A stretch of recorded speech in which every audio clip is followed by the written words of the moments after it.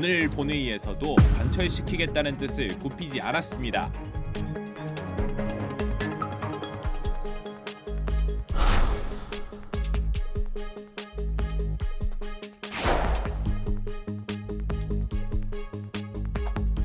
예산 감액안부터 철회해야 증액 협상을 할 거라고 못을 박았습니다.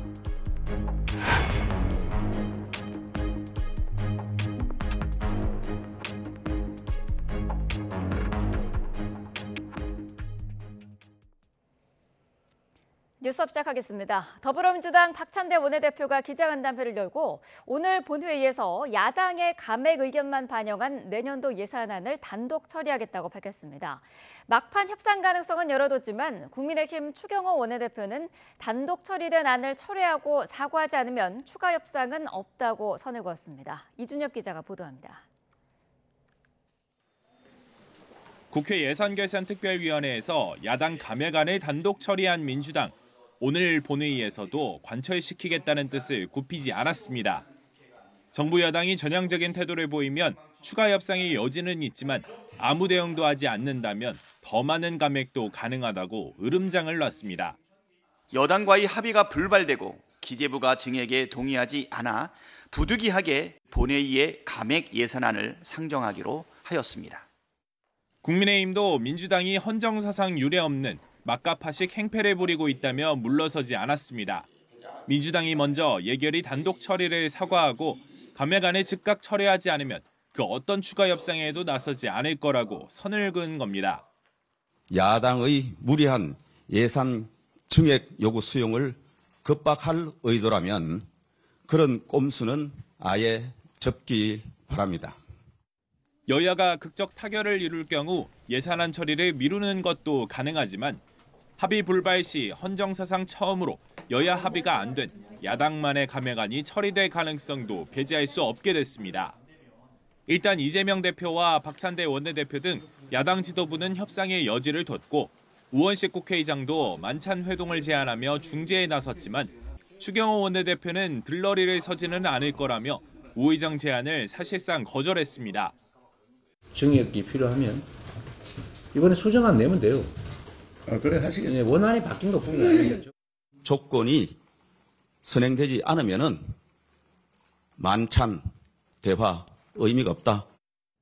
이런 가운데 정부 여당이 요구해온 가상자산 과세 2년 유예안은 야당도 동의한다는 뜻을 밝히면서 접점을 찾았습니다. 오늘 본회의에는 야당이 추진하는 검사 탄핵, 감사원장 탄핵 소추안도 보고될 것으로 보여 전국 경색이 풀기 어려운 국면으로 가는 것 아니냐는 우려도 나옵니다. YTN 이준엽입니다.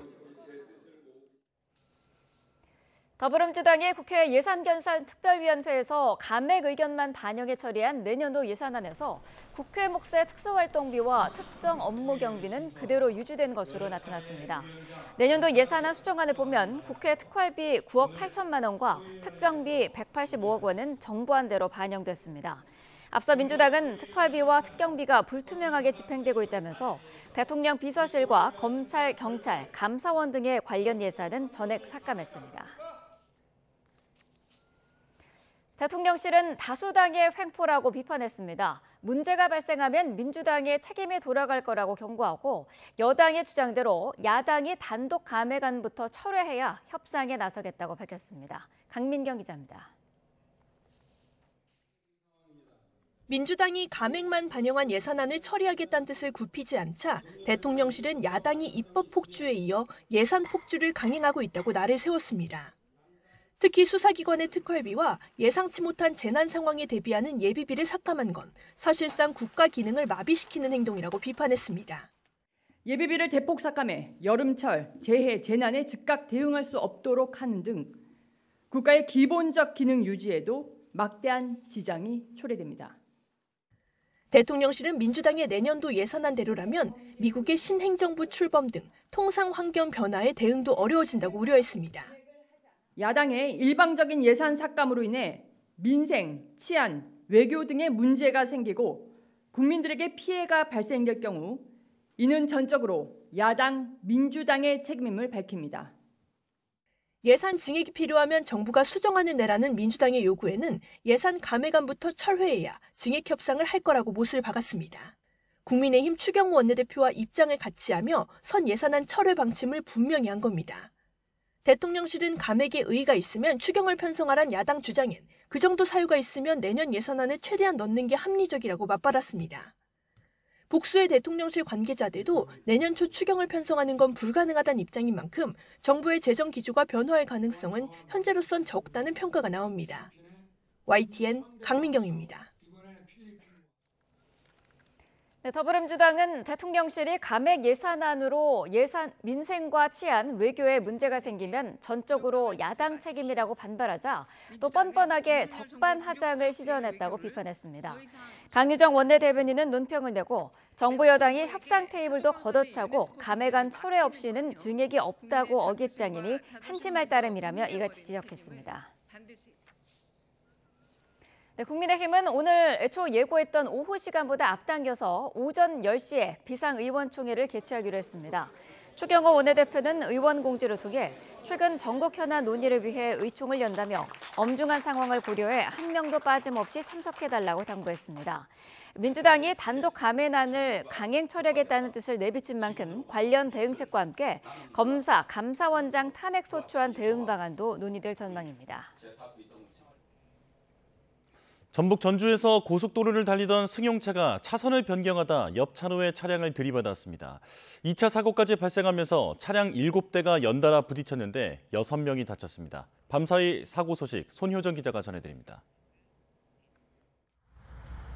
고속도로 한 차로에 사고 차량들이 견인을 기다리며 줄지어 서 있습니다. 앞뒤 양쪽이 으스러진 차량들, 부서진 범퍼와 산산조각이 난 창문이 사고 충격을 짐작하게 합니다. 전북 전주 순천 완주 고속도로 동전주 나들목 근처에서 사고가 난 건 어제 저녁 7시쯤. 2차로를 달리던 승용차가 차선을 바꾸다 1차로의 차량을 들이받았고 뒤따르던 다른 차량까지 연달아 부딪혔습니다.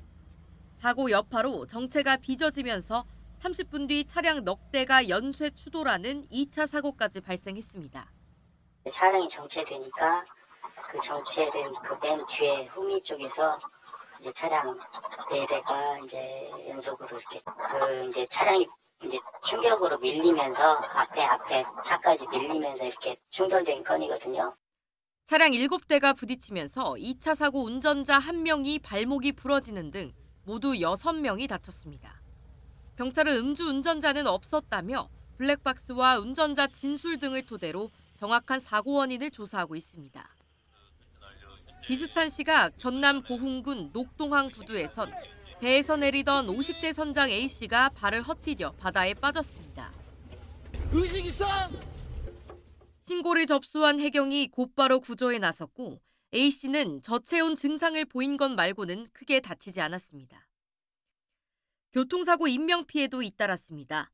강원 춘천에선 비보호 좌회전을 하던 승용차가 반대편에서 직진하던 오토바이와 충돌해 30대 오토바이 운전자가 숨졌습니다.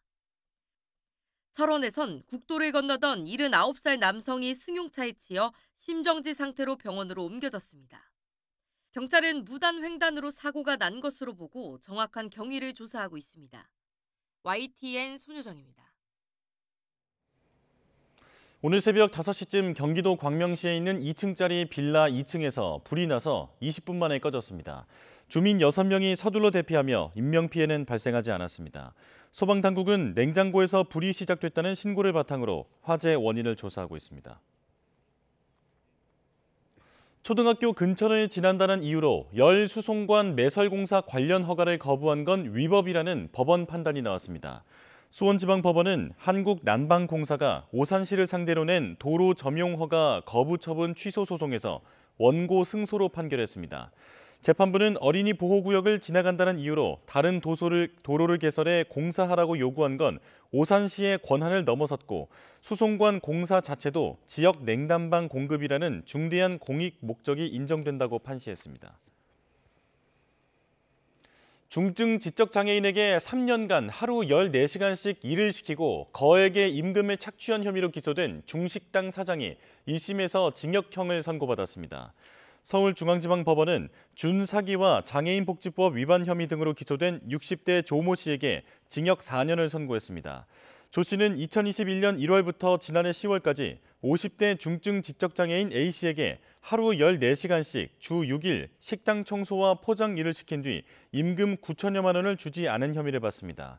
또 A씨에게 지급된 기초수급비와 장애인 수급비 등 1,500여만 원을 인출하고 손님 음식값을 A씨 계좌로 이체해 세금 신고를 하지 않은 혐의도 받고 있습니다. 최근 많은 눈이 내린 수도권 일대에서 차량 추돌 사고가 잇따랐습니다. 눈이 녹았다가 다시 얇게 얼면서 생기는 도로 살얼음, 블랙 아이스 때문으로 보이는데요. 이 도로 위의 암살자에 각별하게 주의하셔야겠습니다. 김범환 기자입니다. 새벽에 왕복 4차선 도로를 달리던 차량이 중심을 잃고 미끄러집니다. 뒤따라가던 차량은 아예 한 바퀴를 돌고 맙니다. 이렇게 차량 10여 대가 잇따라 부딪히면서 한 명이 다쳐서 병원에서 치료를 받았습니다. 사고 원인은 블랙 아이스로 추정되고 있습니다. 눈이 내린 뒤 녹았다가 다시 얼면서 도로 위에 얇게 만들어지는 검은 얼음을 말합니다. 블랙 아이스는 눈으로는 잘 보이지 않기 때문에 그 구간에 들어간 뒤에야 알 수가 있습니다. 겨울철 대규모 차량 추돌 사고의 주범은 바로 도로 위의 암살자로 불리는 이 블랙 아이스가 지목되고 있습니다. 바깥에서 녹은 물들이 터널 안쪽 이 진출 입구 주변에서 결빙되는 경우들이 많기 때문에요. 이런 경우에 이제 안전운전, 미끄러짐 방지에 대한 부분들을 각별히 신경 쓰셔야 되겠습니다. 실제로 YTN과 전문기관의 실험 결과 블랙 아이스 구간에서는 제동 거리가 일반 도로의 배가 넘게 길어지는 것으로 나타났습니다.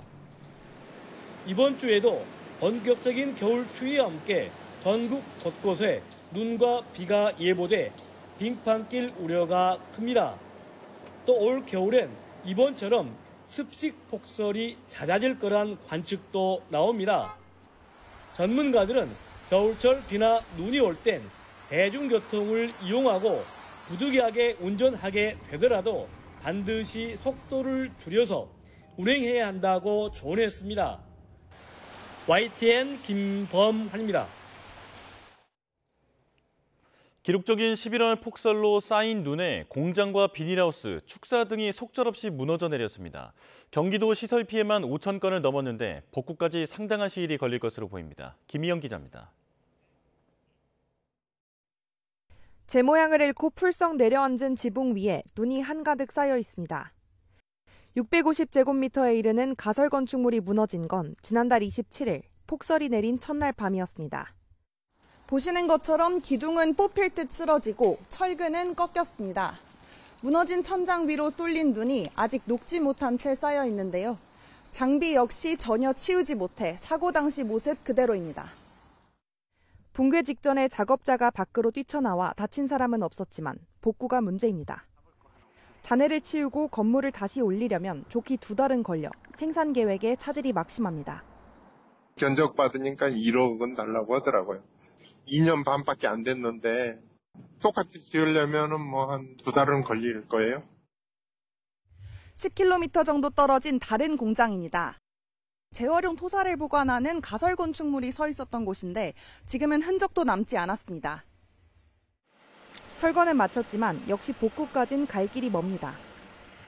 인명사고가 안 난 걸 다행이라 여기지만 사업 시작 1년 만에 맞닥뜨린 재해의 충격을 감당하긴 어렵습니다. 1년 넘어서 이제 자리 잡고 이제 도약 단계에 있는 상황에 갑자기 이제 그런 하늘이 무너지는 것 같은.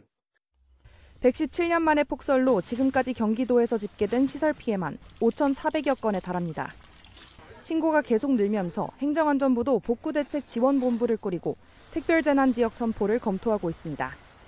YTN 김희영입니다. 최근 전국에 내린 폭설로 하우스와 축사 등에서 축구장 110개와 맞먹는 규모의 피해가 발생한 것으로 조사됐습니다.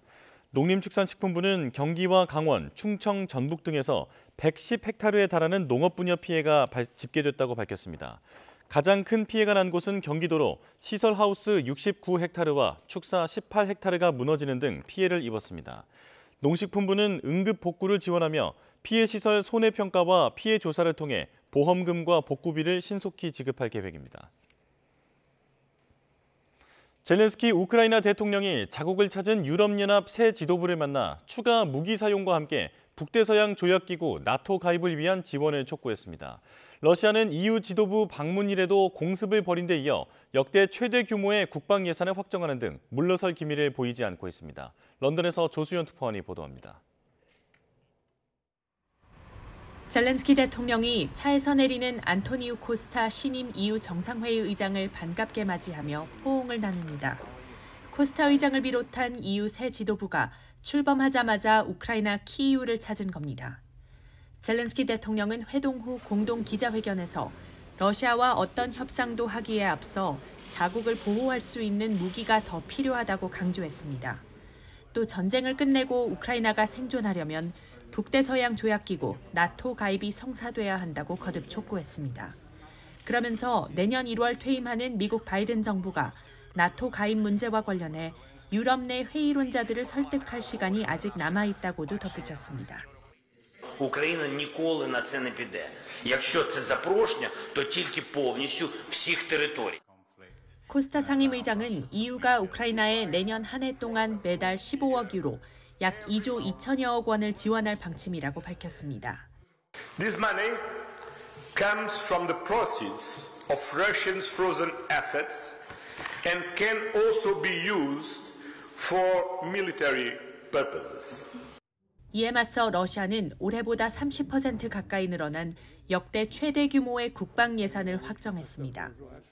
푸틴 대통령이 내년 국방 지출을 13조 5천억 루블, 190여조 원까지 늘리는 예산안에 서명한 겁니다. 내년도 전체 예산 가운데 국방비가 32.5%의 비중을 차지해 복지와 교육 부문을 합한 것보다 많은 것으로 나타났습니다. 러시아는 EU 지도부 방문을 앞두고 우크라이나 곳곳을 겨냥한 야간 공습도 벌여 30여 명의 사상자가 발생했습니다. 런던에서 YTN 조수연입니다. 볼로디미르 젤렌스키 우크라이나 대통령은 러시아 서부 지역으로 파병된 북한군이 전투 중 사망하거나 부상했다고 밝혔다고 교도통신이 보도했습니다. 젤렌스키 대통령은 현지 시간 1일 교도통신과의 인터뷰에서 러시아와 우크라이나 군이 교전 중인 최전선에 더 많은 북한군이 투입될 것으로 예상한다며 이같이 말했습니다. 그러나 구체적인 북한군 사망 부상자 수는 언급하지 않았다고 교도통신은 덧붙였습니다. 우크라이나군이 하르키우 전선에서 북한산 대전차 무기 불세-4를 파괴했다고 주장했습니다. 우크라이나 현지 매체 유로마이단 프레스는 현지 시간 30일 제3돌격여단이 하르키우에서 불세-4를 파괴하는 정황을 담은 영상을 공개했다고 보도했습니다. 불세-4는 사거리가 10에서 25km로 추정되는 북한의 대전차 무기로 북한이 러시아제 대전차 미사일을 복제해 만든 뒤 성능을 개량한 것입니다. 지난 7월 러시아가 이 무기를 사용하고 있다는 보도가 군사 전문지 등을 통해 처음 나왔고 이후 한국 국가정보원이 우크라 국방정보총국이 전장에서 수거한 파편 등을 근거로 불세-4가 지원된 것으로 판단한다고 밝힌 바 있습니다.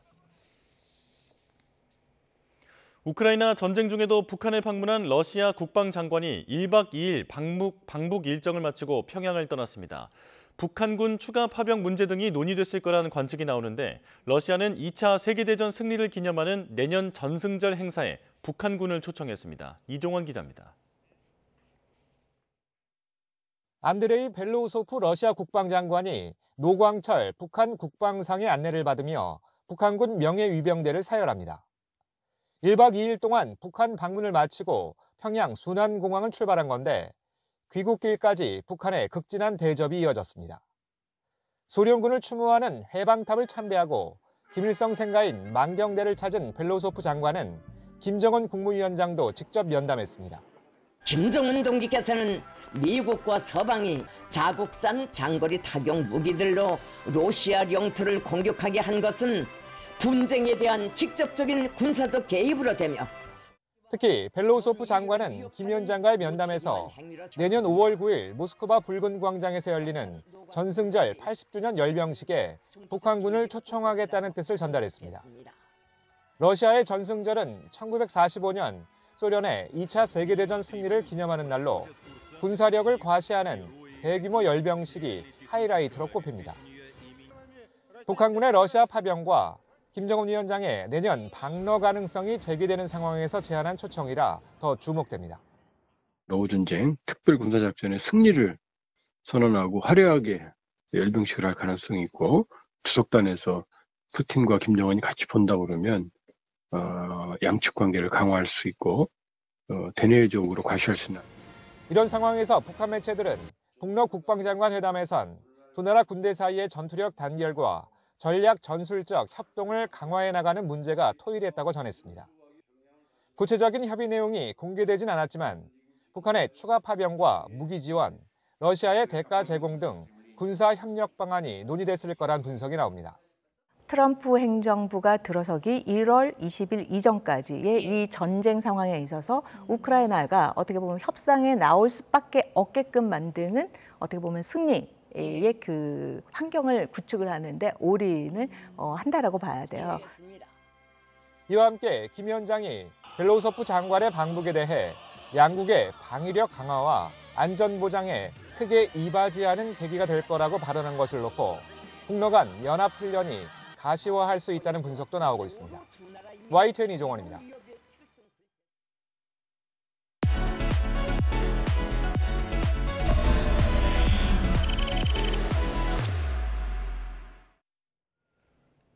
네, 주요 사건 사고 김성수 변호사와 짚어보겠습니다. 어서 오십시오. 안녕하세요. 네. 지난주에 쏟아진 눈폭탄에 여러 가지 피해가 발생을 했습니다. 특히 시장이라든지 공장에 이제 건물이 무너지는 그런 지붕이 무너지는 그런 피해도 발생을 했는데 이렇게 피해가 막심했던 만큼 관련 소송도 잇따를 것으로 보이는데요. 어떻습니까? 예, 말씀 주신 것처럼 이제 건물에 뭐 천장이 무너진다거나 아니면 이런 축사라든지 비닐하우스 이런 것들이 이제 이번 폭설로 인해서 많이 손해를 입은 것으로 보입니다. 그리고 네. 뭐 전신주가 넘어져서 이와 관련해서 또 사고가 발생하기도 했다라고 하거든요. 그렇다 보니까 관련해서 이 책임을 물을 수 있는 대상에 대한 소송이라든지 이런 것들이 이제 좀 제기되지 않을까 예상이 되는 상황이고 네. 이 근거 법령이 아마 이 민법상의 민법 750조에 보면 고의나 과실로 타인에게 뭐 불법 행위로 인한 손해배상을 이제 발생하게 한다면 손해배상 책임을 져야 된다 이런 것이 있고 또 이제 국가배상법 5조에 이 국가가 만약에 영조물에 대한 책임이라든지 이런 것을 제대로 하지 못해서 손해가 발생했다고 한다면 네. 이 부분에 대한 책임을 물을 수가 있거든요. 그렇다 보니까 이 두 가지가 아무래도 주된 쟁점으로 해서 손해배상 소송이라든지 이런 것들이 많이 제기되지 않을까 예상이 되고 있습니다. 네, 폭설로 일어난 이런 사고에 대해서 배상을 받으려면 입증해야 될 부분들은 어떤 게 있을까요?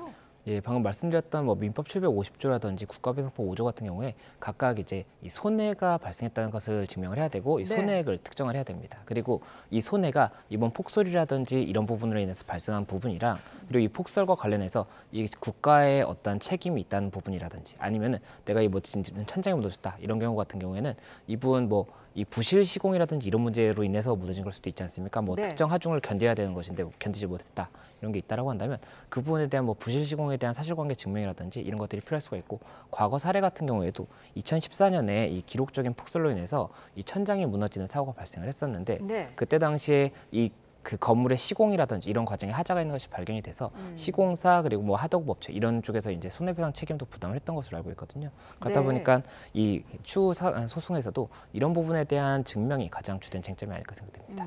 입증을 하고 승소를 하면은 피해받은 부분에 대해서는 전부 다 배상을 받을 수 있습니까? 이 손해배상 청구 같은 경우에는 이 손해액을 특정하는 것도 중요하지만 이 배상에 대해서 과실 비율도 따지게 됩니다. 만약이라도 이 배상을 청구한 쪽에서도 과실이 있다라고 한다면 그 부분만큼은 제해져야 되는 것이거든요. 그렇다 네. 보니까 앞서 말씀드렸던 그 울산 사례 같은 경우에도 당시에 이 눈이 온다든지 이런 부분에 대해서 이 관리를 조금 더 뭐 눈을 빨리 치운다든지 이렇게 했으면은 발생하지 않았을 손해도 있다라고 해서 손해액이 이제 30% 정도 감액이 됐던 부분이 있었기 때문에 아하. 이번 사안 뭐 추후에 이런 사안 같은 경우에도 이 당시에 뭐 관리에 대한 책임이나 이런 부분도 과실 비율에 따라서 좀 쟁점이 될 수는 있습니다. 네.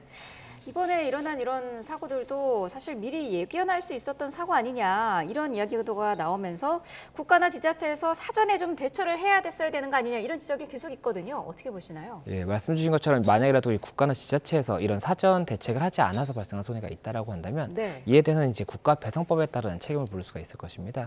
근데 이 경우에도 국가가 어떠한 책임을 하지 못했다는 것을 증명해야 되는 것인데 그것이 쉽지가 않을 수가 있거든요. 네. 그렇다 보니까 뭐 전신주가 넘어졌는데 전신주가 과거부터 전부터도 이런 폭설로 인해서 염려가 되는 부분이 있었다든지 아니면 이 지면 자체가 조금 고르지 못해서 이렇게 사고가 더 크게 발생했다 이런 부분을 증명을 해야 되는 부분이 있기 때문에 네. 이 부분에 대한 부분을 이제 증명하는 것이 가장 주된 문제가 될 것 같습니다. 네, 알겠습니다. 자, 피해 상황에 대한 부분 짚어봤고요. 다음 사건 짚어보도록 하겠습니다. 동덕여대 사태가 일단락되지 않고 계속 이렇게 커지고 있는 그런 모습인데 학교 측이 결국 학생 10여 명을 고소를 했더라고요. 네, 맞습니다. 이제 학교 측에서 이제 29일에 이 건물 점거 시위를 벌인 이 고 학생들을 10명 정도를 10여 명 정도를 고소했다는 소식입니다. 그래서 네. 일단 현재 죄명은 6가지 정도로 하는데 특히 알려진 죄명은 이제 재물손괴죄, 이 재물을 손괴한 부분이 있었지 않습니까? 네. 재물손괴죄 그리고 주거침입 이런 부분에 대해서 이제 주된 쟁점으로 하고 있는 것으로 보이고 이게 지금 공동으로 이러한 행위를 했다라고 봤기 때문에 공동재물손괴라든지 주거침입죄 이런 부분이 성립할 수 있는가가 쟁점이 될 것 같습니다. 말씀하신 그런 적시된 혐의, 공동재물손괴, 공동건조물 침입죄 이렇게 6개가 지금 알려지고 있는데 지금 학교 측이 얘기하고 있는 그런 내용들을 봤을 때 이런 혐의들이 인정이 될 거라고 보십니까?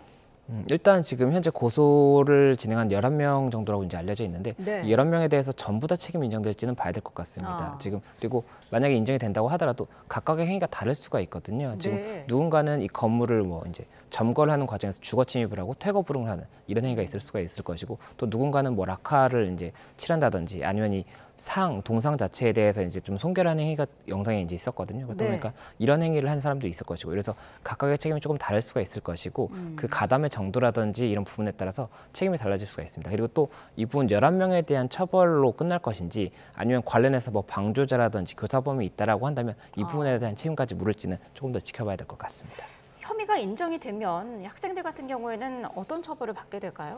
예, 일단 재물손괴라든지 그리고 지금 주거침입 이 부분이 이제 쟁점이 되지 않습니까? 네. 이게 이 형법상의 366조를 보면 재물손괴 같은 경우는 3년 이하의 징역 또는 700만 원 이하의 벌금을 규정을 하고 있고 이제 주거침입 같은 경우에는 형법 319조에서 3년 이하의 징역 또는 500만 원 이하의 벌금을 규정을 하고 있습니다. 그런데 지금 현재는 그 일반 재물손괴나 일반 주거침입이 아니라 공동 재물손괴, 공동 주거침입이 이제 쟁점이 되고 있거든요. 네. 그렇다면 이 공동이 붙게 되면 이러한 행위에 대해서는 폭력행위처벌법 2조 2항에서 2분의 1까지 가중을 할 수 있다고 합니다. 이 처벌에 대해서 2분의 1까지 가중을 할 수가 있기 때문에 네. 그럼 3년 이하의 징역이 4년 6개월 이하의 징역이 될 수가 있고 700만 원의 벌금 같은 경우도 그 1.5배가 될 수가 있겠죠. 이렇다 보니까는 이 부분에 대해서도 조금 더 쟁점이 될 것으로 보이고 만약에 이 공동이 적용이 되기 위해서는 행위를 한 것 자체가 공동으로 볼 수 있느냐를 이제 형사적인 법리적인 부분을 판단을 해야 되거든요. 그렇다 보니까 이에 대해서도 증거 관련 증명적인 이런 싸움이 있지 않을까 생각이 됩니다. 네. 지금 보니까 총학생회 측도 법률적인 대응을 하겠다 이런 뜻을 밝혔는데 어떤 논리로 대응을 할 수 있을까요? 학생회 측에서는요? 예, 일단 이 고소 문제도 있고 또 한 가지가 이제 학교 측에서 이 부분 관련해서 지금 현재 본관을 점거하고 있지 않습니까? 네. 이 점거 관련해서 퇴거 단행 가처분을 이제 신청했습니다. 그렇게 되면 이 단행 가처분에 대해서도 법리적인 이 대응을 해야 될 수가 있기 때문에 네. 그런 부분에까지 대응을 이제 검토하고 있다 이런 이야기가 나오는 것으로 보이고 또 이제 이 고소 사건 같은 경우에는 이 혐의가 있지 않은 사람에 대해서 만약 고소가 있었다라고 한다면 이 부분에 대해서 내가 혐의가 없는 사람이라는 걸 증명을 하고 아니면 법리적으로 내가 한 행위 자체가 손괴죄에 해당하지 않는다라든지 아니면 주거침입이나 이런 부분에 해당하지 않는 그런 법리적인 다툼을 하기 위한 이런 법적 대응을 강구하고 있는 것이 아닌가 생각이 듭니다. 네. 지금 대학본부가 사과를 하거나 제시한 요구안을 수용을 하면 학생회 측에서는 점거를 중단하겠다 이런 입장도 내놨더라고요. 예, 지금 현재 학생회 측에서 본관 점거를 지금 일부 학생들이 하고 있는 것으로 보이는데 네. 이와 관련해서 학생회 측에서는 이야기를 하는 것이 5가지 요구를 이제 안을 냈습니다. 그래서 첫 번째가 이 비민주적이었던 이 남녀공학 존한 논의에 대해서 사과를 해달라 이렇게 지금 주장을 하고 있고 또 네. 하나가 2025학년도 남녀공학 전환 관련해서 차기 총학생회와 논의를 해달라. 또 그리고 학생 의견 수렴 구조체를 신설을 해서 이러한 어떠한 행위를 결정을 할 때는 학생들과 의견을 받아달라 이런 이야기를 하고 또 11월 3주차부터 이제 수업 거부를 한 학생들이 있지 않습니까? 네. 이 학생들에 대해서 출결을 정상으로 처리해달라. 예, 이 부분이 있습니다. 또 마지막으로 이 한국어 문화전공 외국인 재학생들이 있는데 네. 이 재학생들에 대한 학위 취득 과정에 대해 명확하게 이제 설명을 해달라 이렇게 5가지를 요구했다고 하다 보니까 네. 이와 관련해서도 이제 학교 측이 어떻게 받아들일지 봐야 될 것 같습니다. 네. 동종유대 사태가 이렇게 일파만파 커지면서 이게 사회적인 젠더 이슈로까지 부각이 되고 있습니다. 취업 시장에서는 여대는 거른다 이런 괴담까지 퍼지고 있다고 하는데 고용노동부가 여기에 조사에 나섰죠? 네, 맞습니다. 이 부분이 만약에라도 뭐 이 성적인 이유로 해서 뭐 채용이나 이런 절차에 차별을 둔다라고 한다면 그 부분 같은 경우에 남녀 고용 평등법에 뭐 7조 같은 경우에 이제 이 부분을 규정을 하고 있는데 이 부분 위반이 돼서 형사적인 처벌이 문제가 될 수가 있는 것이고 또 고용정책기본법 7조에서도 이 관련해서 출신 학교라든지 성별을 이 이유로 해서 뭐 차별하면 안 된다 이렇게 명시를 하고 있기 때문에 이런 부분이 이제 쟁점이 될 수가 있습니다. 그렇다 보니까는 이 관련 조사를 통해서 만약에라도 이런 법 위반 사실이 있다라고 한다면 이 부분 처벌이라든지 뭐 어떤 조치를 취하겠다 이런 입장인 것으로 보이는데 지금 이게 쟁점이 될 수가 있는 것이 이 남녀고용평등법 같은 경우에는 출신 학교를 근거로 해서 차별을 하는 것에 대해서 그렇다면 이 부분 적용이 될 수 있느냐. 이 성별 같은 경우에는 성별로 여성을 채용하지 않겠다라고 했다라면 문제가 될 수가 있는 것인데 뭐 특정 여대라든지 여대를 채용하지 않겠다라고 한다면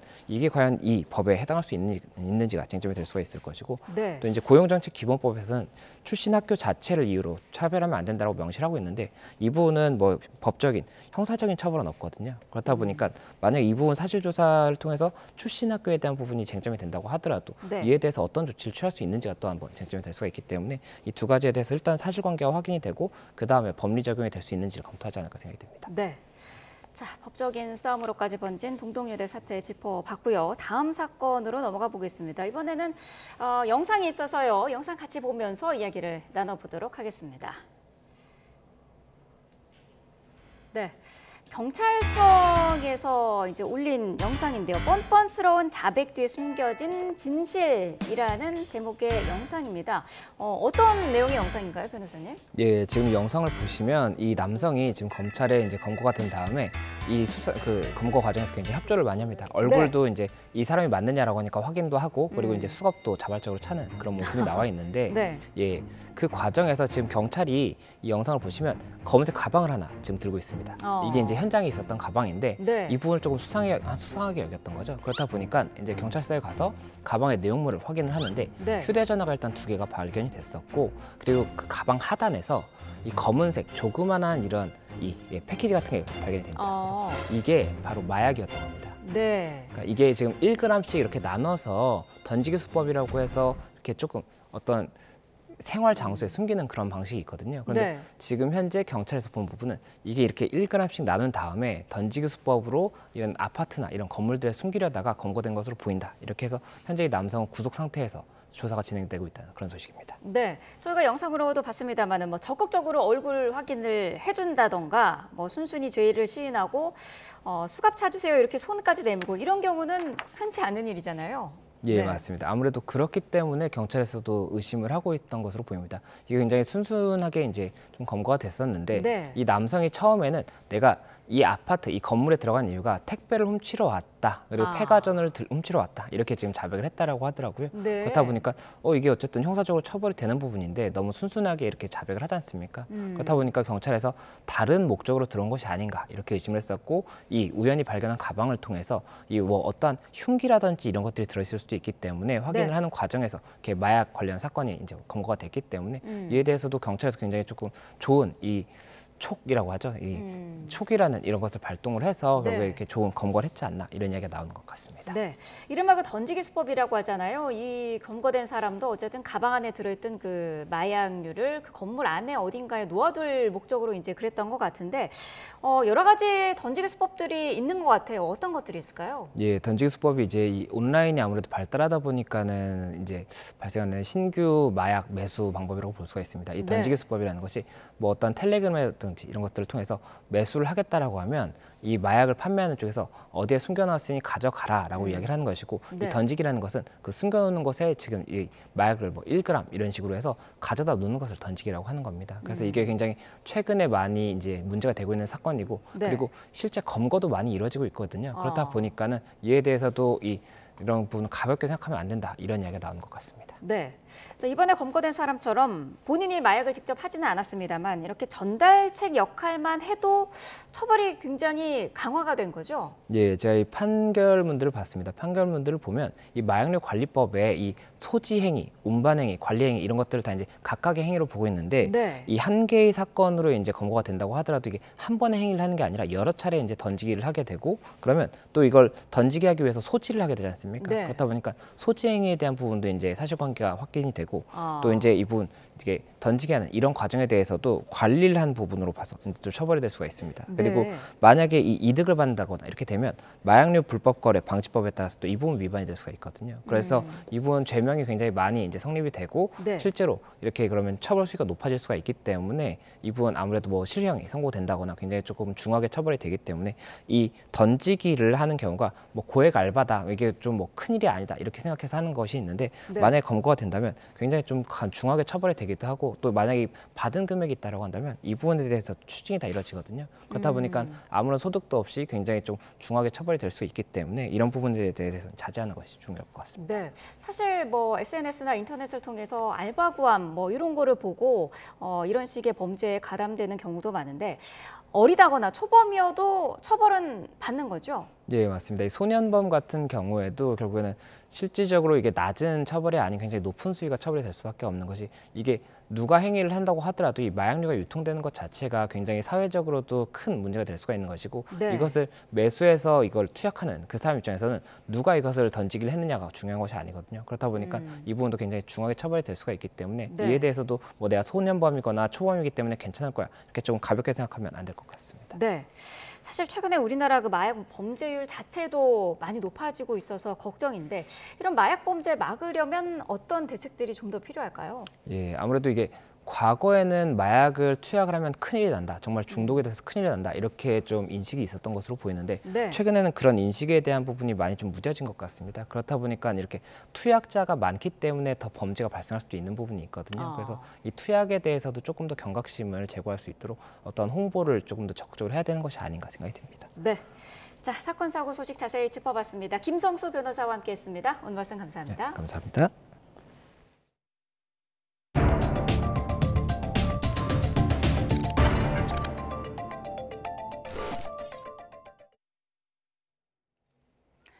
최근 비트코인 등 가상자산 시장에 막대한 돈이 몰리는 가운데 YTN은 오늘부터 가상자산 투자의 실태와 대책을 짚어보는 연속 보도를 시작합니다.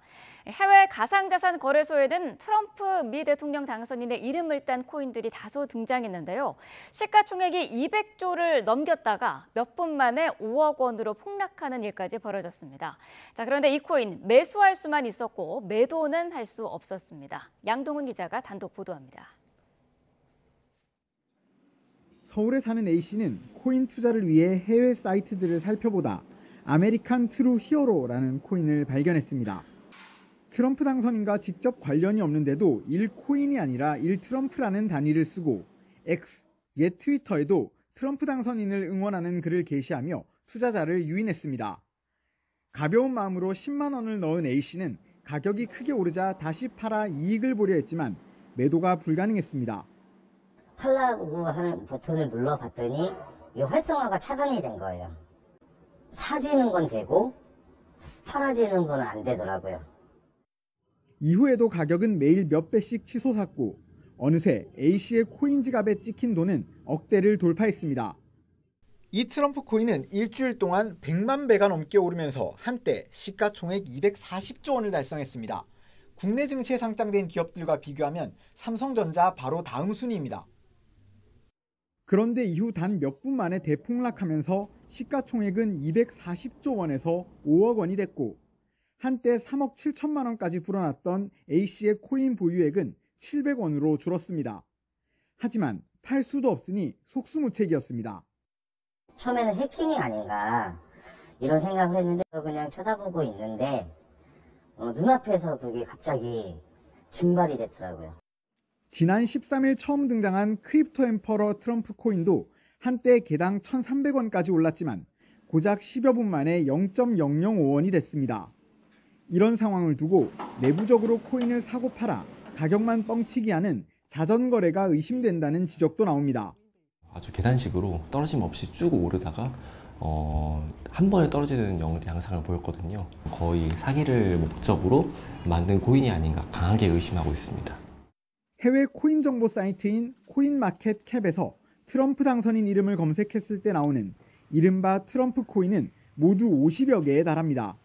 이들은 대부분 주요 거래소에 상장되지 않은 소규모 코인이라 누가 어떤 목적으로 발행했는지 기술적 근거나 운영 방식 등을 확인하기도 어렵습니다.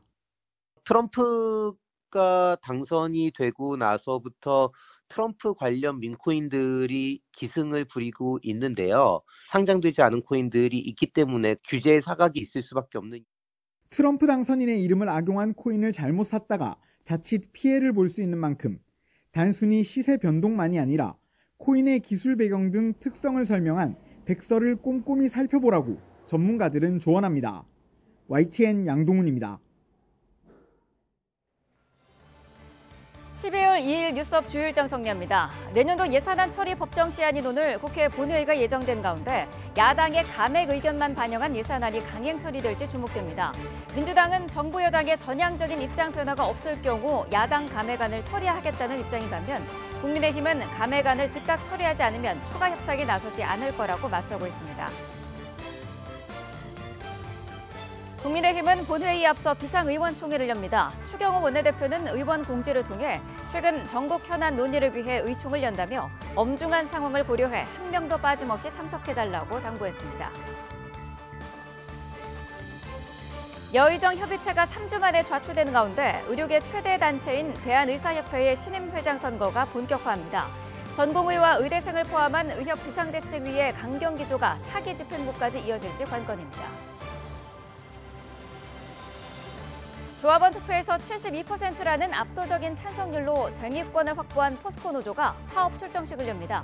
포스코 협력사와 지역사회 등에서 파업 자제를 호소하고 나선 가운데 노사가 접점을 찾을 수 있을지 주목됩니다. 뉴스업 주일정이었습니다. 경기 침체가 이어지면서 소비자들은 옷과 신발 등 입는 소비부터 줄인 것으로 나타났습니다. 이런 영향으로 우리 경제의 허리, 40대 자영업자 소득도 가장 큰 폭으로 줄었습니다. 박기환 기자입니다. 어려운 경제에 서민들이 가장 먼저 허리띠를 졸라맨 건 입고 쓰는 것이었습니다. 의류와 신발 지출 비중은 올해 들어 등락을 거듭하다가 지난 3분기 4% 밑으로 뚝 떨어졌습니다. 늦더위 여파도 있지만 조금이라도 씀씀이를 줄이기 위한 소비자들의 고민이 영향을 미친 겁니다. 아울렛 많이 가요, 저희 요즘에. 예전에는 뭐 백화점에서 사거나 뭐 그랬었는데 인터넷으로 최저가를 보거나 아니면 아울렛을 이제 많이 활용하는 것 같아요. 주거비와 외식 물가가 오르자 육류 등 먹거리 지출을 일제히 줄이고 자동차와 휴대전화도 더 오래 쓰고 있습니다. 소비자들이 지갑을 닫자 자영업자들은 직격탄을 맞았습니다. 당장 도소매 종사 비중이 높은 우리 경제의 허리, 40대 가구의 사업소득이 역대 최대폭인 13% 급락했습니다. 작년에 비해서는 한 15% 20% 준 것 같아요. 주말에는 그래도 막 외국인들 관광객들 때문에 좀 그래도 어느 정도 유지가 되는데 확실히 평일에는 푹 다운돼요. 이게. 이런 가운데 내년까지 6년 연속으로 우리 경제가 가진 역량보다 성장하지 못할 것이란 국제기구의 전망도 나왔습니다. 구조적 침체에 돌입했다는 분석입니다. 돈을 투자해서 늘림으로써 이러한 부분을 극복하는 효과가 점차 떨어지고 있기 때문에 생산성 그리고 혁신을 가속화시킴으로써 이것을 극복할 수 있는가가 관건이 될 것으로 보입니다. 여기에 중국의 추격과 미국의 관세 정책 등 대외 불확실성마저 커지면서 한파 속 우리 경제 역시 몸을 한껏 움츠린 모양새입니다. YTN 박견입니다. 우리나라 기업 절반가량이 내년에 긴축 경영에 나설 계획이라는 조사 결과가 나왔습니다. 한국경영자총협회가 30인 이상 기업 239곳의 최고 경영자와 임원을 대상으로 조사한 결과입니다. 내년 경영 계획을 수립한 기업 66% 가운데 절반은 내년 경영 기조를 긴축 경영으로 정했다고 답했습니다. 2019년 조사 이래 가장 높은 수치입니다. 내년 투자 계획에 대해선 응답 기업의 40%가 축소를 택했고 투자를 확대하겠다는 응답은 26%였습니다. 이와 함께 내년 1월 출범한 트럼프 정부의 정책이 우리 경제에 미치는 영향에 대해선 82%가 부정적이라고 답했습니다. 이상기후로 코코아 국제 가격이 급등하면서 초콜릿 관련 가공식품 가격이 오르는 초코플레이션이 현실이 됐습니다. 초콜릿을 주력으로 하는 디저트 가게 업주들도 가파르게 오른 재료값에 막막한 심정입니다. 황보혜경 기자입니다. 서울 연남동에서 8년째 초콜릿 가게를 운영하는 최수연 씨는 최근 재료를 살 때마다 화들짝 놀랍니다. 수제 초콜릿에 들어가는 카카오 메스와 파우더 등 재료값이 눈에 띄게 올랐기 때문입니다. 4만 원대가 6만 원대 된다거나 확실히 피부로 느껴질 만큼 티나게 오르고 있어요. 버텨보려고 하는 중인데 나중에는 어떻게 될지 저도 확신은 없어요. 코코아 주 생산지인 서아프리카의 이상기후로 생산량이 줄면서 코코아 가격이 2년 사이 크게 올랐습니다. 올해 4월 처음으로 톤당 $10,000를 돌파한 코코아 국제 가격은 지금도 $9,000 안팎에서 내려올 기미를 보이지 않고 있습니다. 2년 전과 비교하면 4배 가까이 오른 수준입니다. 이에 따라 국내 대표 제과업체들도 초콜릿 원료 비중이 높은 제품 가격을 잇따라 인상했습니다. 혜태제과가 이번 달부터 홈런볼과 자유시간 등 대표 제품 가격을 평균 8.59% 올린 데 이어 오리오는 가격 동결 약속을 뒤집고 초코송이와 다이제 등 초코류 제품 가격을 평균 10.6% 올렸습니다. 앞서 지난 6월에는 롯데 웰푸드가 빼빼로와 가나 등 주력 제품 가격을 평균 12% 인상했습니다. 네, 초콜릿 제품이나 초콜릿 과자 같은 거 많이 먹습니다. 가격 올랐으니까 지금 초콜릿 제품 같은 거는 조금 사는 게 꺼려질 것 같아요. 과자나 라면 생산에 쓰이는 파뮤 가격이 최대 생산국인 인도네시아의 이상기후로 평년보다 20% 넘게 뛴 데다 물류비와 인건비 등이 줄줄이 올라 인상이 불가피하다는 게 식품업계 설명입니다.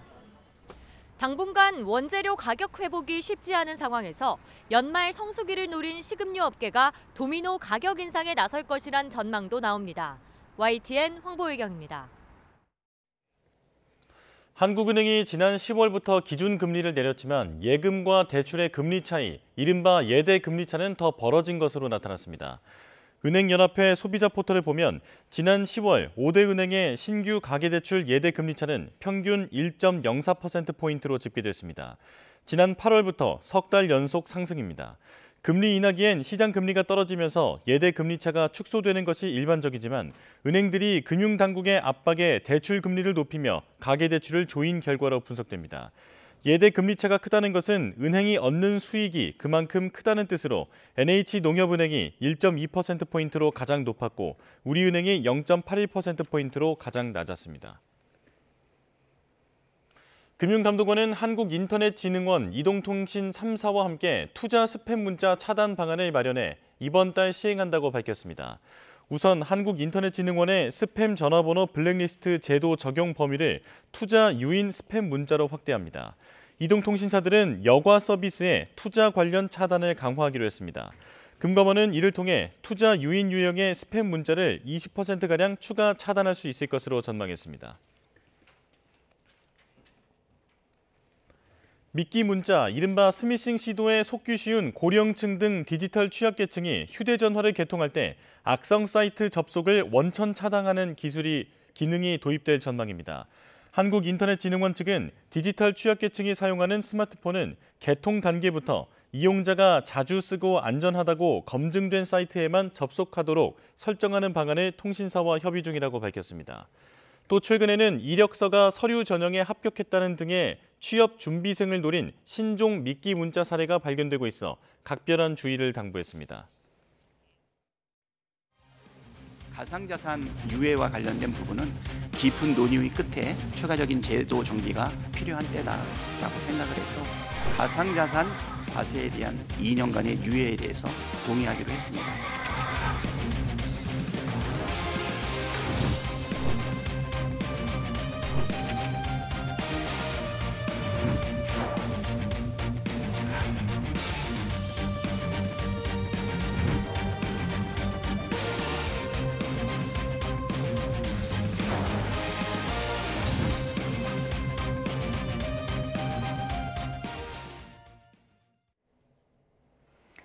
더불어민주당 박찬대 원내대표가 다음 달부터 시행될 예정이었던 가상자산 과세를 2년 미루자는 정부 여당의 제안에 동의하기로 했다고 밝혔습니다.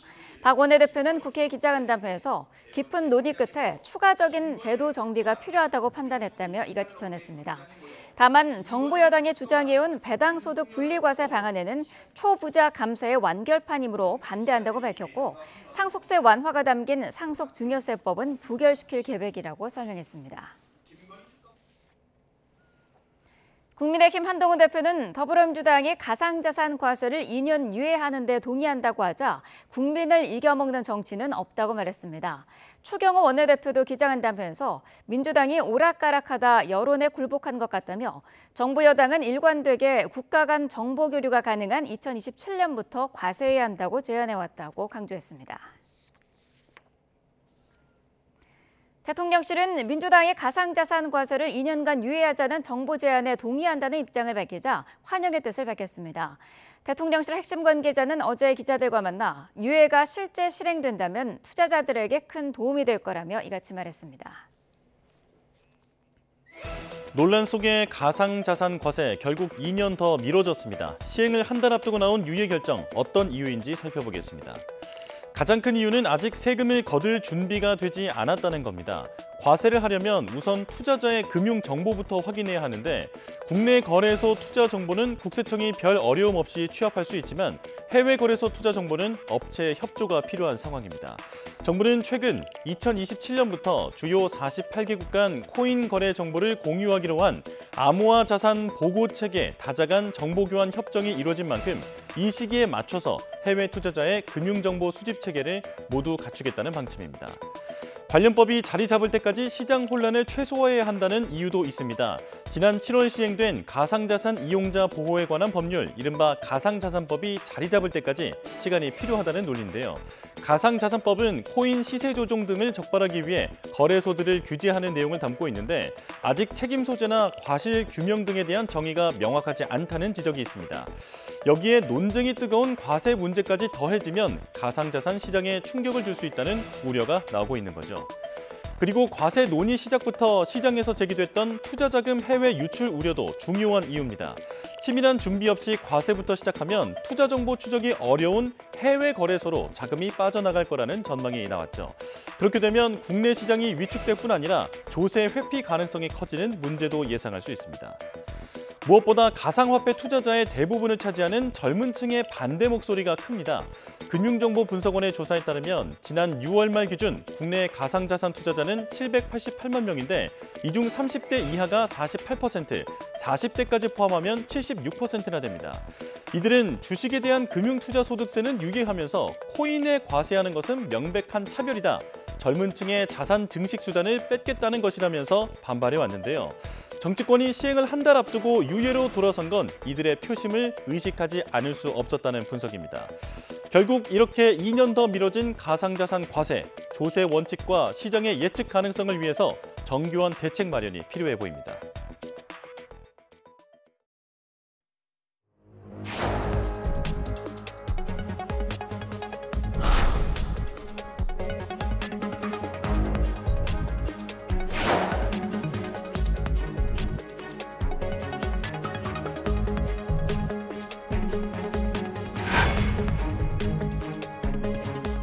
오늘 본회의에서도 관철시키겠다는 뜻을 굽히지 않았습니다.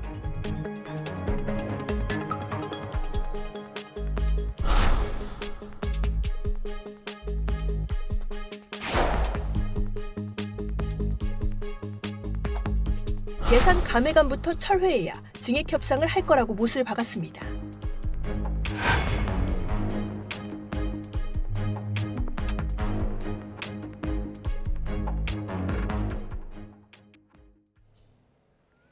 네, 예산안 법정 처리 시한인 오늘 민주당은 야당의 감액 의견만 반영한 내년도 예산안을 단독 처리하겠다고 밝혔습니다.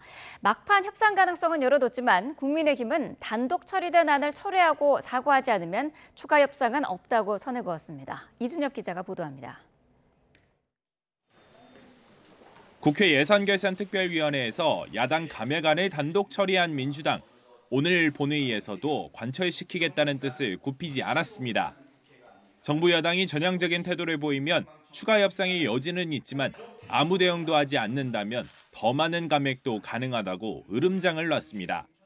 여당과의 합의가 불발되고 기재부가 증액에 동의하지 않아 부득이하게 본회의에 감액 예산안을 상정하기로 하였습니다. 국민의힘도 민주당이 헌정사상 유례없는 막가파식 행패를 부리고 있다며 물러서지 않았습니다. 민주당이 먼저 예결위 단독 처리를 사과하고 감액안을 즉각 철회하지 않으면 그 어떤 추가 협상에도 나서지 않을 거라고 선을 그은 겁니다. 야당의 무리한 예산 증액 요구 수용을 급박할 의도라면 그런 꼼수는 아예 접기 바랍니다. 여야가 극적 타결을 이룰 경우 예산안 처리를 미루는 것도 가능하지만 합의 불발 시 헌정사상 처음으로 여야 합의가 안 된 야당만의 감액안이 처리될 가능성도 배제할 수 없게 됐습니다. 일단 이재명 대표와 박찬대 원내대표 등 야당 지도부는 협상의 여지를 뒀고 우원식 국회의장도 만찬 회동을 제안하며 중재에 나섰지만 추경호 원내대표는 들러리를 서지는 않을 거라며 우 의장 제안을 사실상 거절했습니다. 증액이 필요하면 이번에 소정안 내면 돼요. 그래 하시겠어요. 원안이 바뀐 것뿐이 아니겠죠. 조건이 선행되지 않으면은 만찬 대화 의미가 없다. 이런 가운데 정부 여당이 요구해온 가상자산 과세 2년 유예안은 야당도 동의한다는 뜻을 밝히면서 접점을 찾았습니다. 오늘 본회의에는 야당이 추진하는 검사 탄핵, 감사원장 탄핵 소추안도 보고될 것으로 보여 전국 경색이 풀기 어려운 국면으로 가는 것 아니냐는 우려도 나옵니다. YTN 이준엽입니다. 네, 대통령실은 다수당의 횡포라고 비판했습니다. 문제가 발생하면 민주당의 책임이 돌아갈 거라고 경고하고 야당이 단독 감액안부터 철회해야 협상에 나서겠다고 밝혔습니다. 강민경 기자의 보도입니다. 민주당이 감액만 반영한 예산안을 처리하겠다는 뜻을 굽히지 않자 대통령실은 야당이 입법 폭주에 이어 예산 폭주를 강행하고 있다고 날을 세웠습니다. 특히 수사기관의 특활비와 예상치 못한 재난 상황에 대비하는 예비비를 삭감한 건 사실상 국가 기능을 마비시키는 행동이라고 비판했습니다. 예비비를 대폭 삭감해 여름철 재해, 재난에 즉각 대응할 수 없도록 하는 등 국가의 기본적 기능 유지에도 막대한 지장이 초래됩니다. 대통령실은 민주당의 내년도 예산안대로라면 미국의 신행정부 출범 등 통상 환경 변화에 대응도 어려워진다고 우려했습니다. 야당의 일방적인 예산 삭감으로 인해 민생, 치안, 외교 등의 문제가 생기고 국민들에게 피해가 발생될 경우 이는 전적으로 야당, 민주당의 책임임을 밝힙니다. 예산 증액이 필요하면 정부가 수정안을 내라는 민주당의 요구에는 예산 감액안부터 철회해야 증액 협상을 할 거라고 못을 박았습니다. 국민의힘 추경호 원내대표와 입장을 같이 하며 선 예산안 철회 방침을 분명히 한 겁니다. 대통령실은 감액에 의의가 있으면 추경을 편성하란 야당 주장엔 그 정도 사유가 있으면 내년 예산안에 최대한 넣는 게 합리적이라고 맞받았습니다. 복수의 대통령실 관계자들도 내년 초 추경을 편성하는 건 불가능하다는 입장인 만큼 정부의 재정 기조가 변화할 가능성은 현재로선 적다는 평가가 나옵니다. YTN 강민경입니다. 네, 국민의힘은 애초에 예고했던 오후 시간보다 앞당겨 오늘 오전 10시에 비상의원총회를 개최하기로 했습니다. 추경호 원내대표는 의원 공지를 통해 최근 전국 현안 논의를 위해 의촉을 연다며 엄중한 상황을 고려해 한 명도 빠짐없이 참석해달라고 당부했습니다. 민주당이 국회 예산결산특별위원회에 이어 본회의에서도 단독 감액안을 강행 처리하겠다는 뜻을 내비친 만큼 관련 대응책과 함께 검사, 감사원장 탄핵소추안 대응 방안도 논의될 전망입니다. 네, 지난달 11일 정부 여당과 의료계가 의료대란 해법을 모색하기 위해 출범한 협의체가 3주 만에 활동을 멈추게 됐습니다. 여당은 휴직이라고 표현했지만 의료계는 당정이 사태를 해결하려는 의지가 없다는 사실을 확인했다면서 온도차를 나타냈습니다. 김다연 기자입니다. 정부 여당과 일부 의료계가 참여한 협의체가 내년도 의대 정원 문제를 두고 평행선을 달린 끝에 출범 3주 만에 휴업 상태에 들어갔습니다.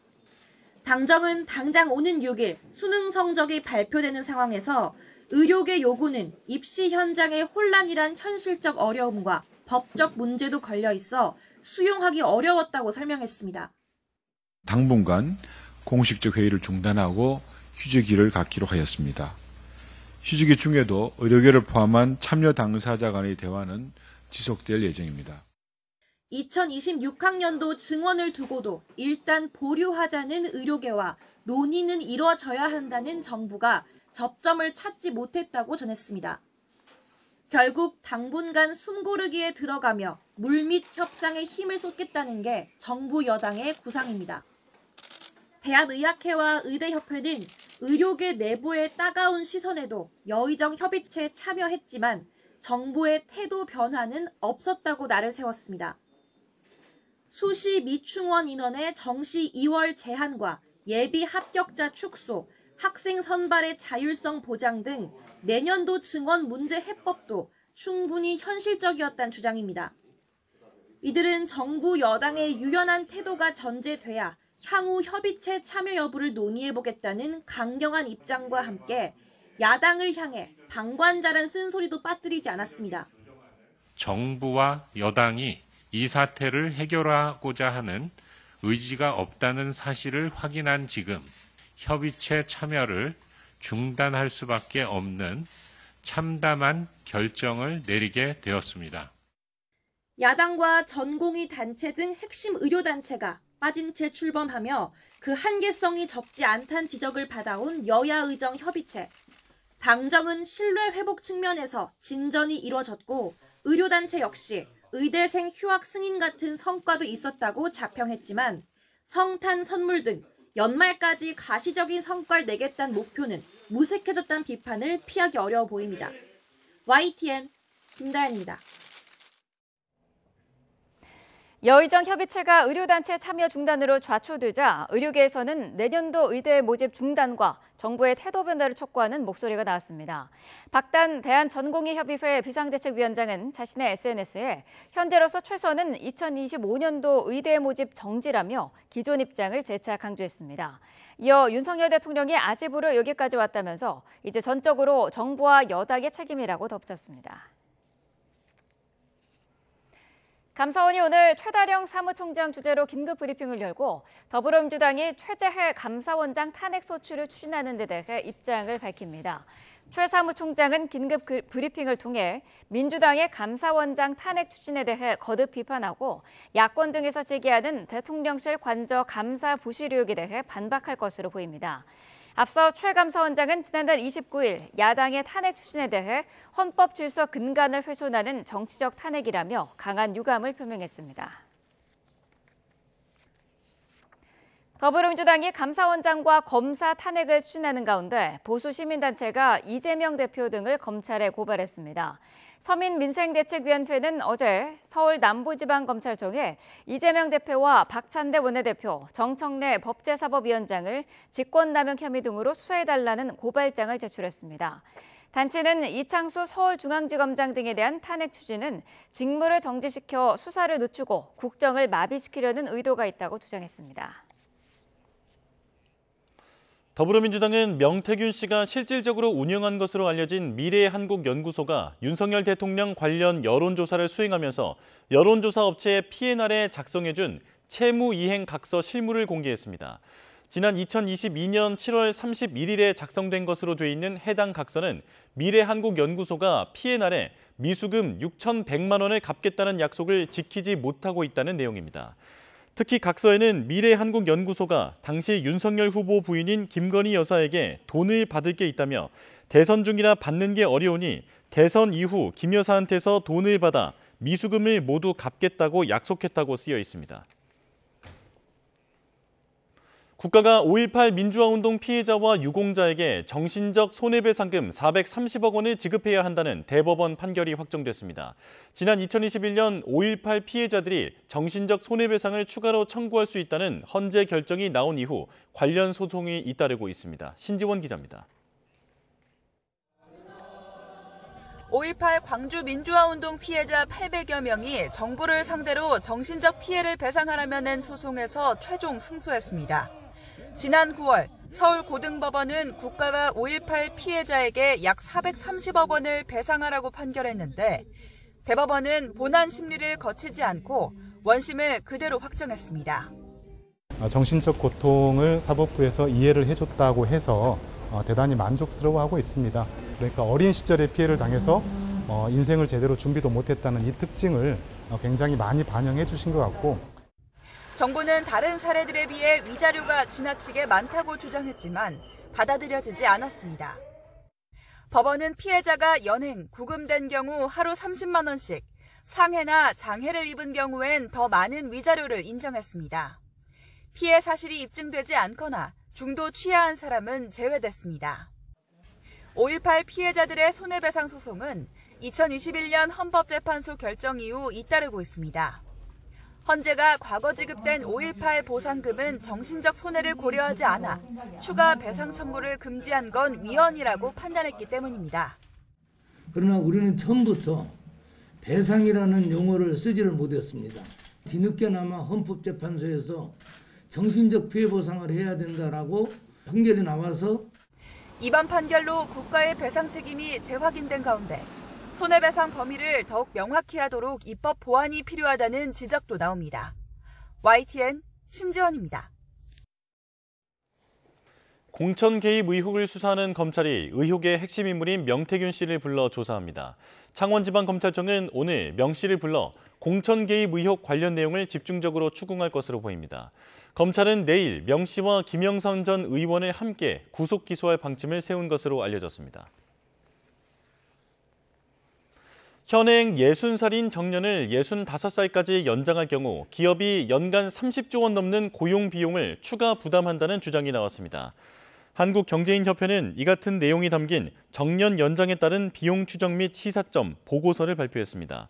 보고서를 보면 60세에서 64세 모든 연령에 정년 연장이 적용됐을 때 계속 고용되는 고령 근로자는 59만 명에 이를 것으로 추산됐습니다.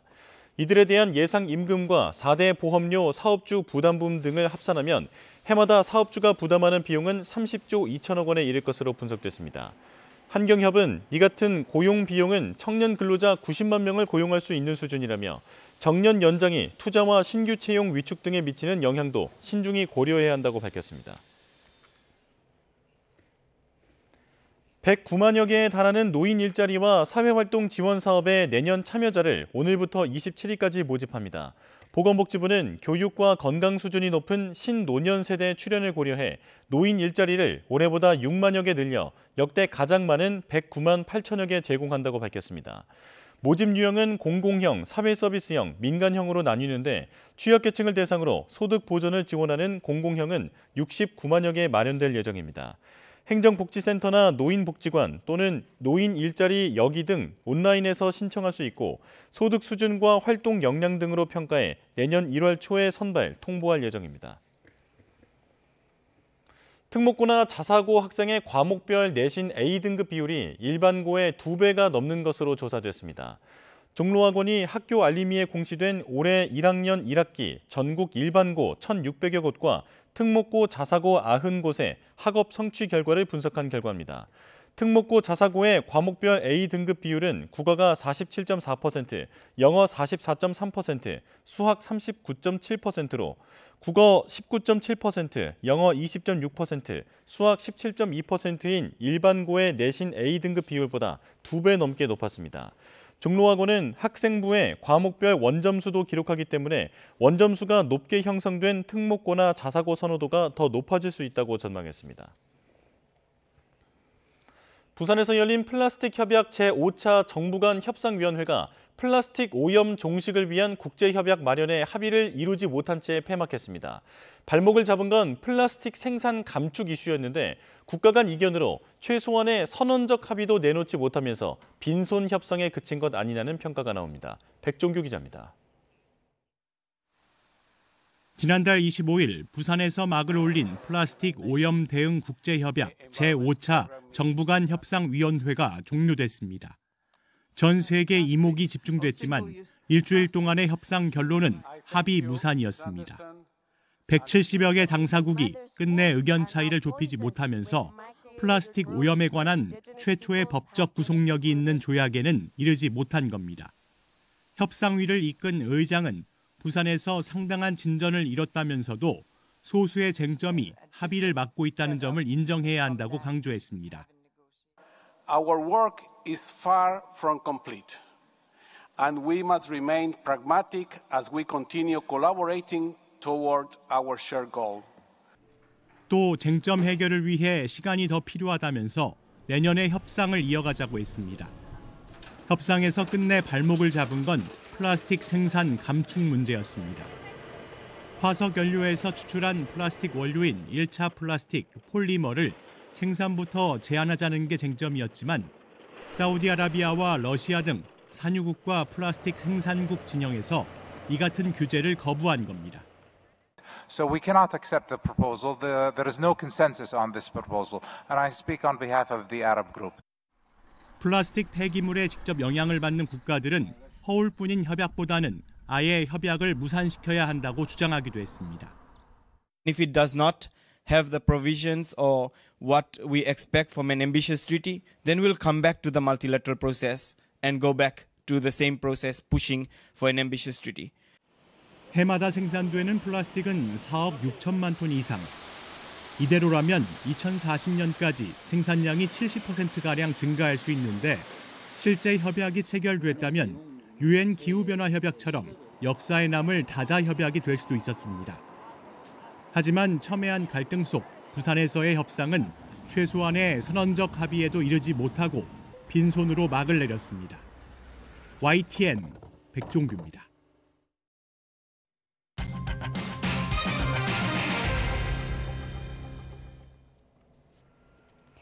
러시아군이 주말 동안 우크라이나를 겨냥한 대규모 야간 공습을 벌여 4명이 숨졌다고 우크라이나 당국이 밝혔습니다. 우크라이나군은 현지 시간 1일 새벽 러시아군이 날려보낸 미사일과 공격용 무인기 70여 기를 대부분 요격했지만 미사일 1기가 중남부 공업도시 드니프로 인근 마을에 떨어졌다고 전했습니다. 미사일이 주거용 건물과 상점을 파괴하면서 현재까지 4명이 숨지고 24명이 부상했다고 현지 당국 관계자가 말했습니다. 젤렌스키 우크라이나 대통령은 러시아 서부 지역으로 파병된 북한군이 전투 중 사망하거나 부상했다고 밝혔다고 교도통신이 보도했습니다. 젤렌스키 대통령은 현지 시간 1일 교도통신과의 인터뷰에서 러시아와 우크라이나군이 교전 중인 최전선에 더 많은 북한군이 투입될 것으로 예상한다며 이같이 말했습니다. 그러나 구체적인 북한군의 사망, 부상자 수는 언급하지 않았다고 교도통신은 덧붙였습니다. 우크라이나와 3년째 전쟁 중인 러시아가 역대 최대 규모의 국방 예산을 확정했습니다. 푸틴 러시아 대통령은 현지 시각 1일 내년 국방 지출을 13조 5천억 루블, 약 192조 5천억 원까지 늘리는 예산안에 서명했습니다. 이는 올해 대비 25에서 30% 증가한 수치로 역대 최대 규모라고 외신들은 전했습니다. 러시아 정부의 내년도 전체 예산 가운데 국방비가 32.5%의 비중을 차지해 복지와 교육 부분을 합한 것보다 많은 것으로 나타났습니다. 미 백악관이 트럼프 당선인의 FBI 국장 교체 발표를 우회적으로 비판했습니다. 정치적 중립성을 지켜야 할 FBI 국장의 10년 임기를 보장해야 한다는 건데 법무장관 등 중립성을 지켜야 할 직책에 충성파 인사만을 등용하고 있어 논란이 계속되고 있습니다. 워싱턴에서 홍상희 특파원입니다. 제이크 설리번 백악관 국가안보보좌관은 연방수사국 FBI 국장의 임기는 10년이라며 바이든 정부가 한 일에 주목하고 싶다고 말했습니다. They're appointed for 10-year terms, not terms just for the duration of a given president. The current FBI director, Chris Wray, was actually appointed by Donald Trump. Joe Biden didn't fire him. 트럼프 당선인이 캐시 파텔을 FBI 국장에 지명해 현 국장의 경질을 예고하자 임기 보장은 FBI 중립성을 위한 초당적 전통임을 강조한 겁니다. We would like to ensure that the FBI remains an independent institution insulated from politics. 변호사 출신의 캐시 파텔은 과거 트럼프 당선인을 기소한 인물의 정치적 보복을 주장해온 최측근 충성파입니다. 지난 2016년 대선 당시 러시아가 트럼프의 당선을 도왔다는 의혹을 수사한 FBI를 비판했고 2020년 바이든의 대선 승리를 사기라고 규정하기도 했습니다. I am honored to be here in support of Donald J. Trump. He is being victimized, but we as a country are being victimized even more by the unconstitutional weaponization of justice. 테러와 부패, 사이버 범죄 등 광범위한 수사로 정치적인 중립성이 요구되는 FBI 수장을 맡기에는 부적절하다는 비판과 우려가 나오고 있는 이유입니다. 트럼프 당선인이 2019년 대통령 재임 당시 탄핵 소추 변호를 맡았던 팸 본디를 법무장관에 지명한 데 이어 미국 최고 수사기관 FBI 수장에도 충성파를 기용하면서 상원 인준 과정에서 중립성 논란은 더 확산할 전망입니다. 또한 프랑스 대사의 사돈 찰스 쿠슈너를 지명한 트럼프 당선인은 아랍 중동 문제 담당 고문에도 딸 티파니 트럼프의 시아버지인 마사드 블로스를 임명하겠다고 밝혔습니다. 워싱턴에서 YTN 홍사입니다. 일론 머스크 테슬라 최고 경영자의 일거수일투족이 국제사회에 관심을 끌고 있습니다. 최근 트럼프의 추수감사절 만찬 자리 배치로 실세임을 다시 입증한 머스크가 이번에는 영국의 친트럼프 총리를 만드는 데 거액을 쓸 거라는 설이 돌고 있습니다. 김재영 기자입니다. 트럼프 미 대통령 당선인의 추수감사절 만찬 현장. 일론 머스크 테슬라 CEO가 멜라니아 여사보다 더 가까운 트럼프 옆자리를 차지하며 최측근임을 재확인했습니다. 선거 유세 노래였던 YMCA가 나오자 트럼프가 머스크의 등을 두드리고 머스크는 두 팔을 치켜들며 노래를 따라 부르는 모습도 담겼습니다. 당선의 1등 공신인 머스크는 대선 이후 인스팅 캠프가 차려진 말어라고에 상주하다시피 하며 가족과 같은 대접을 받고 있습니다. We have a new star. A star is born, Elon. 특히 머스크의 영향력은 국내에서만 그치지 않고 있습니다.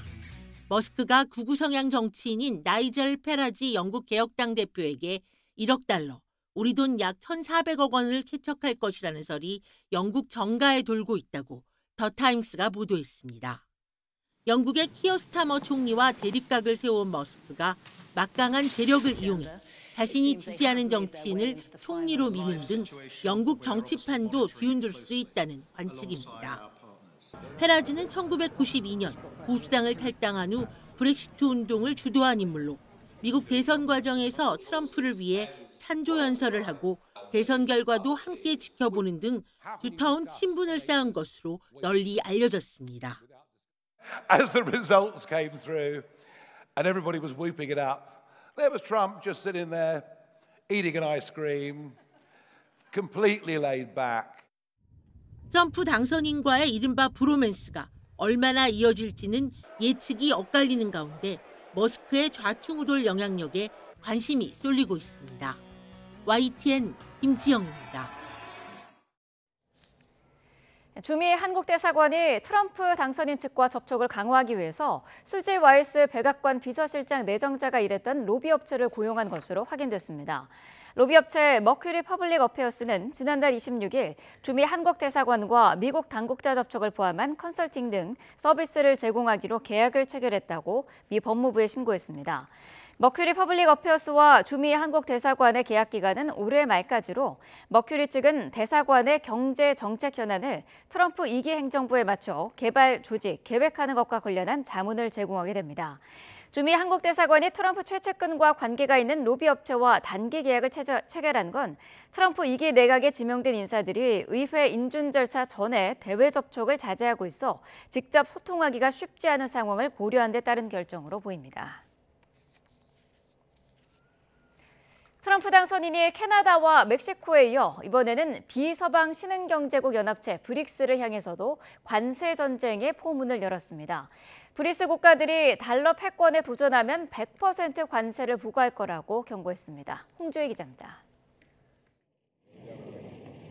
지난 10월 말 브릭스 정상회의, 푸틴 러시아 대통령은 미국이 달러를 무기화하고 있어서 대안을 찾을 수밖에 없다고 공개적으로 주장했습니다. 우크라이나 침공 이후 러시아는 미국이 주도하는 국제금융결제망에서 퇴출돼 달러 거래를 제한받기 때문입니다. Переход к более справедливому мироустройству идет непросто. Его становление тормозят силы, привыкшие мыслить и действовать в логике доминирования над всем и вся. 룰라 브라질 대통령도 힘을 실었습니다. Não se trata de substituir nossas moedas, mas é preciso trabalhar para que a ordem multipolar que almejamos se reflita no sistema financeiro internacional. 브라질은 이미 중국과 양국 교역에서 달러 대신 자국 통화를 사용하기로 합의했습니다. 특히 중국은 10년 전부터 위안화의 국제화를 추진하며 달러 패권에 도전하고 있습니다. 그러나 트럼프 미국 대통령 당선인은 브릭스 국가들의 이런 탈달러화 움직임을 손 놓고 보고 있지 않겠다는 뜻을 분명히 했습니다. 새로운 통화를 만들거나 미국 달러를 대체할 다른 통화를 지지하지 않겠다고 약속해야 한다며 그렇지 않으면 100% 관세에 직면하고 미국 시장에 작별을 고해야 할 거라고 경고했습니다. 관세를 놓고 세상에서 가장 아름다운 말이라고 칭송한 트럼프 당선인. 무역은 물론 이민과 마약, 통화 정책에서도 관세 카드로 다른 나라들을 압박하면서 대응책을 찾아야 하는 국제사회의 고심도 깊어지고 있습니다. YTN 홍주혜입니다. 라이칭더 타이완 총통이 취임 이후 첫 해외 순방 일정 가운데 하나로 하와이를 경유한 것을 두고 중국이 외교 경로를 통해 미국에 공식 항의했습니다. 중국 외교부 대변인은 홈페이지에 올린 입장문에서 미국이 라이칭더의 경유를 안배해준 것을 엄중히 규탄하고 엄정한 교섭을 제기했다고 밝혔습니다. 이어 중국은 어떠한 형식으로든 미국과 타이완이 공식 교류하는 걸 단호히 반대한다며 상황 변화를 예의주시하면서 강력한 조치로 국가 주권과 영토 완전성을 지킬 것이라고 덧붙였습니다. 이스라엘과 헤즈볼라가 임시 휴전으로 진정 국면에 들어갔지만 또 다른 중동의 화약고였던 시리아 내전에 다시 불이 붙었습니다. 시리아 반군이 8년 만에 알레포를 기습 탈환하자 정부군과 러시아군이 다급하게 저지에 나섰습니다. 정유진 기자입니다. 도심 곳곳에서 상점과 차량들이 불타고 하얀 헬멧을 쓴 구조대원들이 부상자를 찾고 있습니다. 8년 만에 공세에 나선 시리아 반군의 진격을 막기 위해 정부군이 공습으로 반격했습니다. 지난달 27일부터 시리아 반군은 제2도시인 알레포 기습에 나서 대부분 지역을 장악했습니다. أنا بمدينة حلب عدت إلى مدينتي وأرضي ودياري ومنزلي بإذن الله تعالى ولن نتخلى عن أي شبر من أراضي سوريا بإذن الله تعالى. 시리아 반군은 나흘 만에 북서부 이들리브주와 중부 하마 지역까지 진격한 것으로 알려졌습니다. 양측의 무력 충돌로 민간인 수십 명을 포함해 400명 넘게 숨졌다고 현지 인권단체가 전했습니다. 정부군은 대규모 병력을 투입해 반군을 막았다고 주장했지만 외신들은 알 아사드 정권이 중대한 위기에 몰렸다고 진단했습니다. 현재 알 아사드 정권을 지원해온 러시아와 이란이 우크라이나와 중동 전쟁으로 약화된 틈을 노렸다는 겁니다. 50년 넘게 세습 독재를 이어온 알 아사드 정권은 지난 2011년 이후 내전 위기마다 러시아와 이란의 지원으로 권력을 유지해왔습니다. Мы выступаем за то, чтобы власти Сирии скорее навели порядок в этом районе. 특히 이란의 대리 세력인 헤즈볼라가 이스라엘의 공세로 사실상 와해되면서 생긴 나비 효과란 분석도 나옵니다. 급히 시리아를 찾은 이란 외무장관은 확실한 지원을 약속하며 반군의 공격을 미국의 음모라고 주장했습니다. 미 백악관은 시리아 반군 조직을 테러 단체로 지정했다며 이번 공격과 무관하다고 거리를 뒀습니다. YTN 정유진입니다.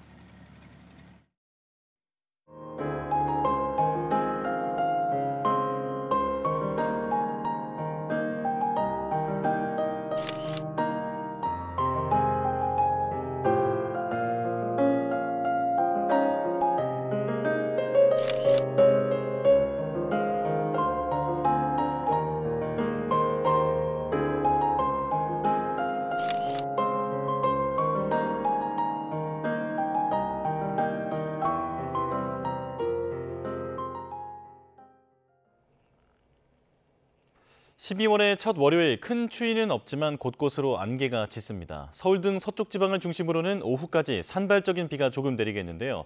자세한 날씨는 기상캐스터 연결해 알아보겠습니다. 윤수빈 캐스터. 네, 서울 상암동 야외 스튜디오에 나와 있습니다. 네, 오늘 아침은 크게 춥지 않더라고요. 네, 맞습니다. 본격적인 겨울이 시작됐지만 오늘 아침에는 공기가 제법 부드러웠습니다. 오늘 서울 아침 기온은 4.6도로 어제보다 3도가량 높았고요. 낮 동안에도 기온이 13도까지 오르면서 평년 수준을 5도 이상 크게 웃돌겠습니다. 다만 현재 내륙 곳곳으로 안개가 매우 짙습니다. 특히 일부 지역에서는 먼지와 안개가 뒤엉켜 낮 동안에도 연무로 남을 가능성이 있으니까요. 교통안전에 각별히 유의해 주시기 바랍니다. 오늘 서울을 비롯한 중부지방은 하늘빛이 종일 흐리겠고요. 오후까지 중서부와 전북을 중심으로 5mm 미만의 산발적인 비가 조금 내리겠습니다. 가방 속에 작은 우산 하나 챙겨 나오시기 바랍니다. 또 지금은 양호한 대기질을 보이고 있지만 오후에는 점차 중국발 스모그가 유입되면서 수도권과 충북의 초미세먼지 농도가 한때 나쁨 수준까지 오르겠습니다. 오늘 낮 동안에는 어제보다 기온이 2에서 5도가량 높아 비교적 포근하겠습니다. 서울 한낮 기온 13도, 광주와 대구는 17도가 예상됩니다. 하지만 비구름 뒤로 강한 한기가 남하하면서 내일은 서울 아침 기온이 다시 영하 4도까지 곤두박질하겠고요. 이번 한 주간 영하권 아침 추위는 계속될 전망입니다. 오늘 오후부터는 전국 대부분 지역에 초속 15m 안팎의 강한 바람이 불겠습니다. 시설물 관리와 안전 사고에도 유의해 주시기 바랍니다. 지금까지 서울 상암동 야외 스튜디오에서 YTN 윤수빈입니다. 12월의 첫날 쌀쌀한 날씨가 이어지면서 시민들은 실내 행사장을 찾아 차분한 휴일을 보냈습니다. 전시 종료를 앞둔 대구 간송미술관 특별전과 시민 눈높이에 맞춘 지자체의 발레 공연에 발걸음이 이어졌습니다. 허성준 기자가 다녀왔습니다. 미술관 안팎에 줄이 길게 늘어섰습니다. 책에서만 봤던 국보급 작품 앞에서 관람객의 탄성이 이어집니다. 단연 인기를 끈 건 신윤복의 미인도입니다. 장신구나 이런 거 표현된 것도 굉장히 좀 세세하고 이제 얼굴 표정이나 이런 거는 사실 사람이 너무 많아서 잘 안 보였어요. 근데 입술이나 이런 게 좀 저희가 좀 오묘하다 이렇게 느꼈습니다. 대구 간송미술관 개관 특별전이 90일 만에 20여만 명을 끌어모으는 등 큰 인기를 끌었습니다. 미술관은 전시 종료 후 재정비 기간을 갖고 내년 초 상설전과 함께 관람객을 다시 맞을 예정입니다. 화려한 옷을 입은 발레리나의 동작이 우아하면서도 아름답습니다. 이어지는 남성 무용수의 힘찬 몸짓이 무대를 가득 채웁니다. 주인공들이 빠른 음악에 맞춰 최고의 기량을 뽐내자 관객들이 박수와 함성으로 화답합니다. 전문가의 해설과 함께 발레 명작의 하이라이트를 선보이는 공연이 시민들의 큰 호응을 받았습니다. 옷과 표정들이 아름답고 안무들이 예뻤어요. 그리고 발레리나 할 수 있을 것 같아요? 힘들어서 못할 것 같아요. 쌀쌀한 날씨 속에서도 시민들은 미술 작품과 공연을 감상하며 즐거운 휴일 한때를 보냈습니다. YTN 허성준입니다. 우리 전통 문화와 다래를 계승하고 보존하기 위해 공들여온 곳이 가천문화재단인데요. 국가무형문화재 최기영 대목장에 의뢰해 2년 넘게 전통 한옥으로 건립한 교육관까지 문을 열었습니다. 강태욱 기자입니다. 인천시 옥년동에 최근 문을 연 전통 한옥. 첫 손님들로 초등학교 어린이 20여 명이 초대됐습니다. 우리 전통차와 문화에 대해 배우기 위해서입니다. 남을 배려하고 예를 갖추고 그리고 서로 교감을 하고 그런 데 뜻이 있다 그렇게 생각을 합니다. 아이들이 유생복으로 갈아입고 갓을 쓴 채 방석에 정조합니다. 기본적인 예절에 관한 강의를 들은 뒤 두 손을 가지런히 모으고 절을 해봅니다. 이어 우리 전통차를 우려내고 마시는 방법도 스스로 몸에 익힙니다. 다른 음료수는 시원하고 약간 기분이 좋은데 약간 차 같은 걸 마시면 약간 몸이 차분해진다라는 느낌이 들어요. 이는 가천문화재단이 12년 동안 해오는 교육 프로그램. 이번에는 최근 개관한 가천제에서 이루어졌습니다. 가천제는 이길려 설립자가 현존 유일한 국가무형문화재인 최기영 대목장에게 요청해 2년 넘게 건립한 전통 한옥입니다.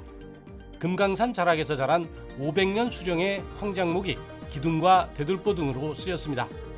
정교하게 호물파 연결하는 전통 방식으로 이루어져 못은 하나도 사용하지 않았습니다.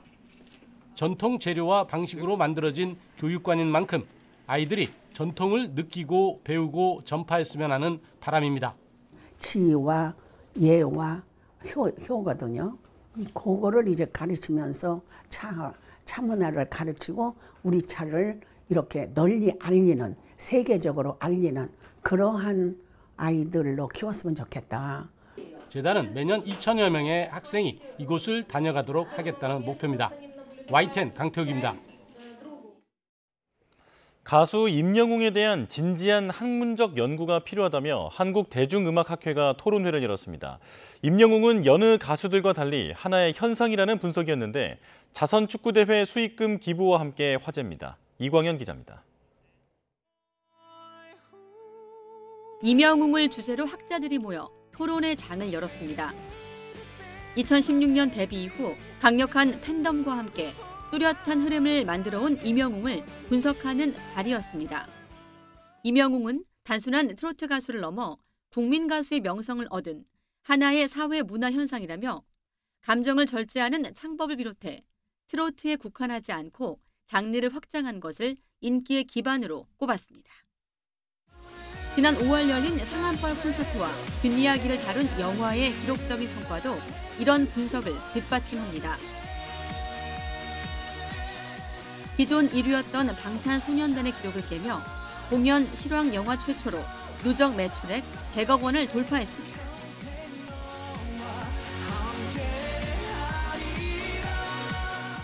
스타디움에 입성한다는 게 정말 영광스럽고 상상하기 힘든 그런 자리인데요. 꿈의 무대잖아요. 네. 우선 그런 꿈의 무대를 만들어주신 영웅시대 여러분들께 감사하다는 말씀, 그런 이야기를 영화를 통해 전달을 드리고 싶었고요. 일단 선행 역시 임영웅의 국민적 인기 비결로 꼽힙니다.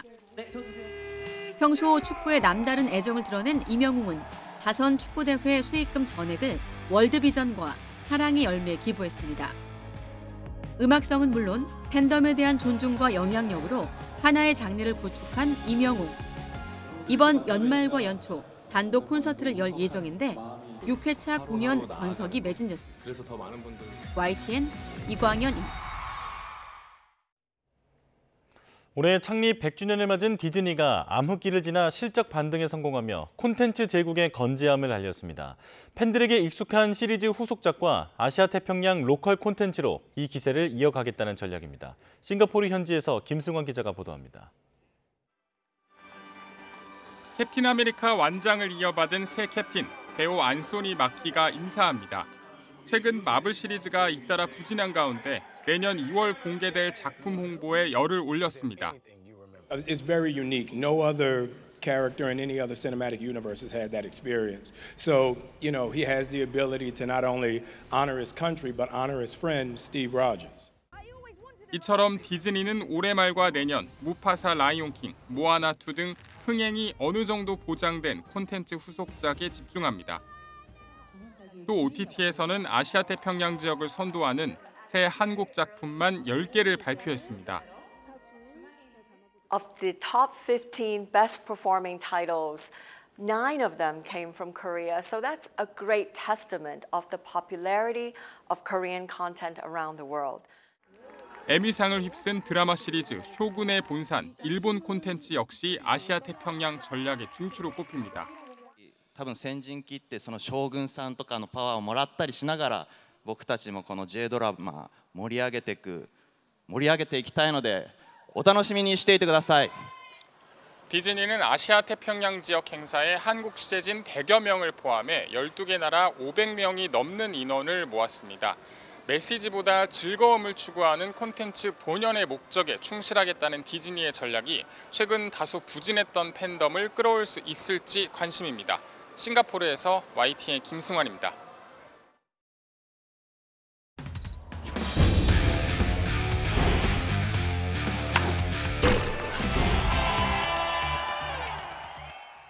프로야구 기아 투수 양현종 선수가 신임 선수협회장에 뽑혔습니다. 한국 프로야구 선수협회는 정기총회를 열고 13대 회장으로 양현종 선수를 선출했습니다. 선수협 회장 후보는 11대 회장 양의지와 12대 회장 김현수를 제외한 최근 5년 연봉 순위 상위 20명이며 이 가운데 양현종 선수가 가장 높은 지지를 받았습니다. 양현종 신임 회장은 1000여 명의 프로야구 선수를 대표해 중책을 맡았다며 선수들의 목소리에 귀 기울여 선배와 후배들에게 도움이 되겠다고 밝혔습니다.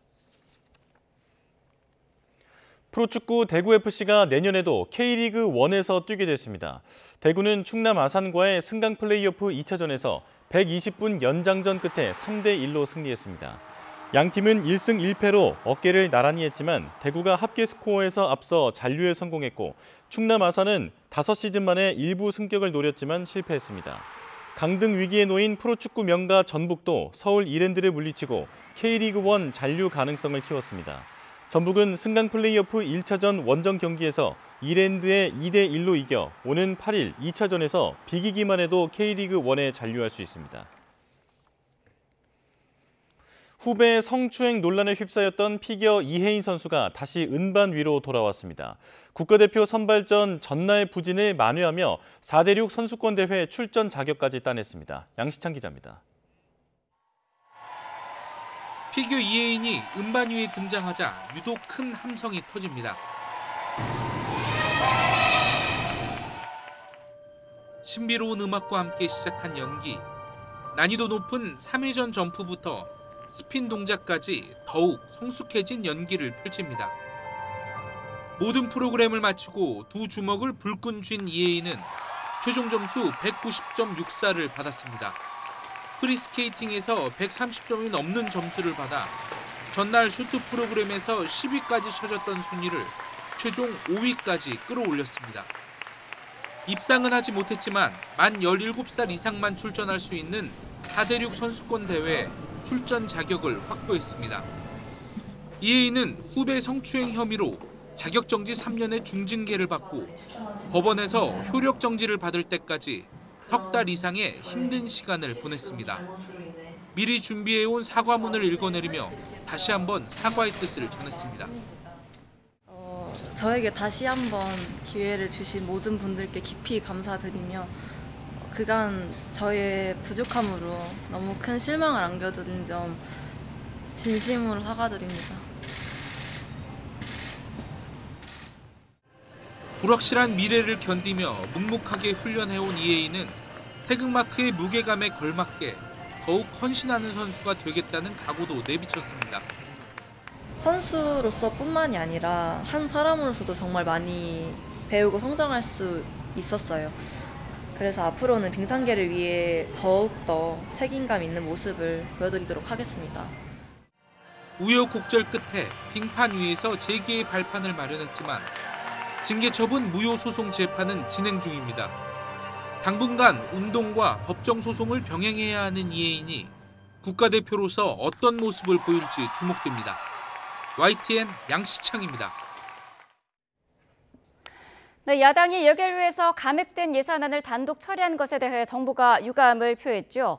최상목 경제부총리와 행정안전부, 또 보건복지부 장관 등이 합동으로 야당 단독 감액안의 문제점 등 정부의 입장을 이제 곧 발표를 합니다. 자, 최상목 부총리 겸 기획재정부 장관의 발표 내용 들어보겠습니다. 야당은 지난 11월 29일 예산결산특별위원회에서 감액 예산안을 단독 처리했고 금일 본회의에서 통과시키겠다고 공언하고 있습니다.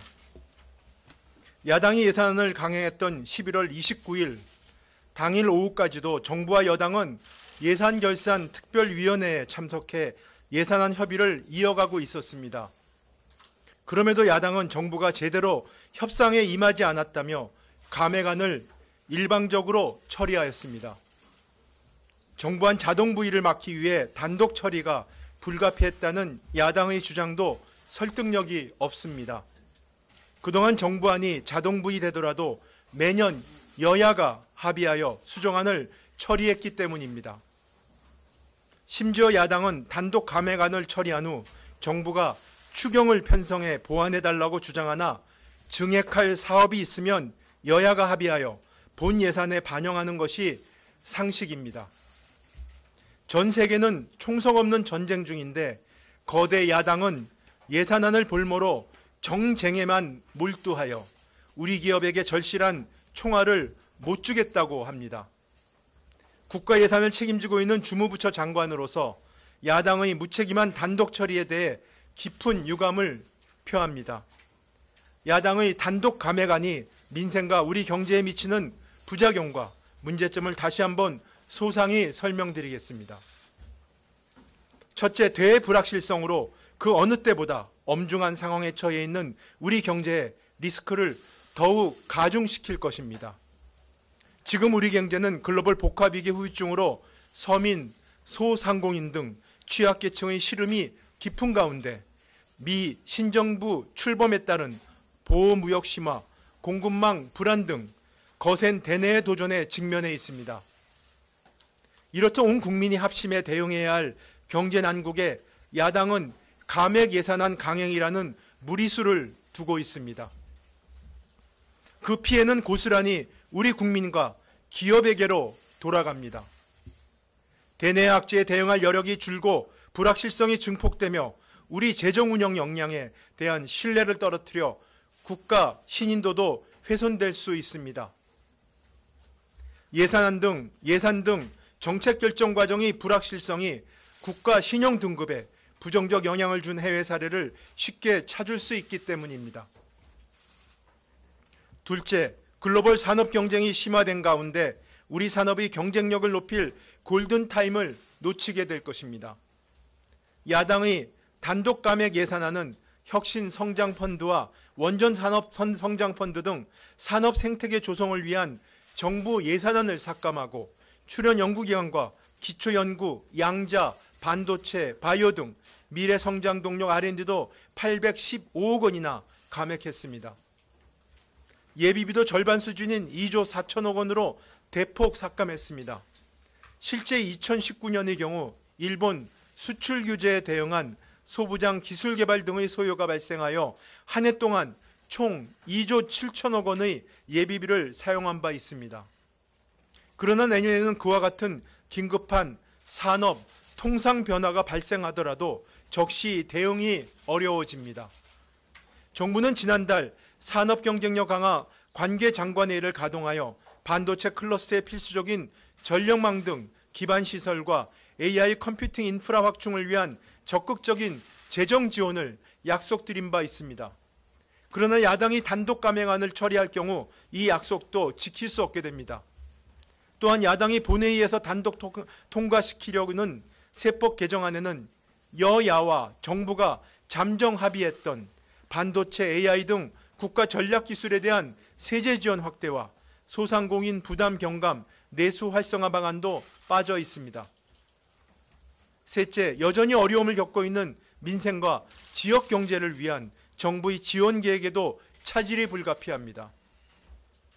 야당은 청년 도약계좌, 대학생 근로장학금, 청년 일경험, 저소득 아동 자산 형성과 같은 사회 이동성 개선을 위한 대표적 사업도 삭감하였습니다. 국민의 생활과 밀접하게 관련된 아이 돌봄과 의료계약 예산도 감액하였습니다. 최근 3년간 1.5배 증가한 마약 범죄, 5배 증가한 딥페이크 범죄 등에 대해 기밀을 유지하며 수사할 수 있는 경비도 100% 삭감하여 범죄 대응에 큰 차질이 우려됩니다. 앞서 말씀드린 예비비의 대폭 삭감은 대규모 재해, 재난과 감염병 등에 대한 정부의 대응 능력도 크게 약화시킬 것입니다. 야당이 단독안을 강행하면 여야를 막론하고 증액을 제기하던 소상공인 추가 지원과 지역경제 활성화 사업 보강도 불가능해집니다. 국민 여러분, 야당 감액안은 재해와 통상 리스크 대응을 무력화하는 예산, 민생과 지역경제를 외면한 예산, 산업 경쟁력 적기 회복 기회를 상실하게 하는 예산, 국고채 이자 비용을 5천억 원이나 삭감하면서 그 근거도 제시하지 못하는 허술한 예산입니다. 국가 예산의 확정은 국민 생활, 국가 경제 전반과 전국 곳곳에 막대한 영향을 미치는 중대한 결정인 만큼 여야의 합의로 이루어지는 것이 국민들께서 원하는 바람직한 예산 결정 과정입니다. 경제는 저절로 돌아가지 않습니다. 민생은 공짜로 회복되지 않습니다. 거세지고 있는 대불확실성은 민간과 여야가 맞들어도 대응이 버겁습니다. 시간도 우리 편이 아닙니다. 야당은 지금이라도 헌정사상 전례가 없는 단독 감액안을 철회하고 진정성 있는 협상에 임해 주시길 촉구합니다. 네, 최상목 경제부총리의 이야기 들어봤습니다. 그동안 정부안이 자동보이 되더라도 매년 여야가 합의해서 수정안을 처리했기 때문에 정부안 자동보이를 막기 위해 단독 처리가 불가피했다라는 야당의 주장이 설득력이 없다라고 밝혔습니다. 그러면서 야당 감액안의 문제점을 지적을 했는데요. 대외 불확실성이 엄중한 상황에 리스크를 더욱 가중할 것이라면서 경제 난국의 야당 감액 예산안 강행은 무리수이다. 또 피해는 고스란히 국민이 입을 것이고 국가 신인도가 훼손될 우려가 있다라고 지적을 했습니다. 자, 그러면서 야당을 향해 지금이라도 단독 감액안을 철회하고 협상에 임해달라라고 촉구를 했습니다. 국회 본회의는 오늘 오후 2시에 열립니다. 민주당 협상의 가능성은 열어뒀습니다만 야당의 감액 의견만 반영한 예산안을 강행 처리할 것으로 보이고요. 잠시 뒤인 오전 10시 내에는 국민의힘이 비상의원총회를 열고 관련 논의를 이어갑니다. 예산안과 관련한 정치권 움직임 이어지는 뉴스에서 계속 전해드리도록 하겠습니다. 네, 뉴스 머리 순서 마치겠습니다. 내일 다시 뵙겠습니다. 고맙습니다.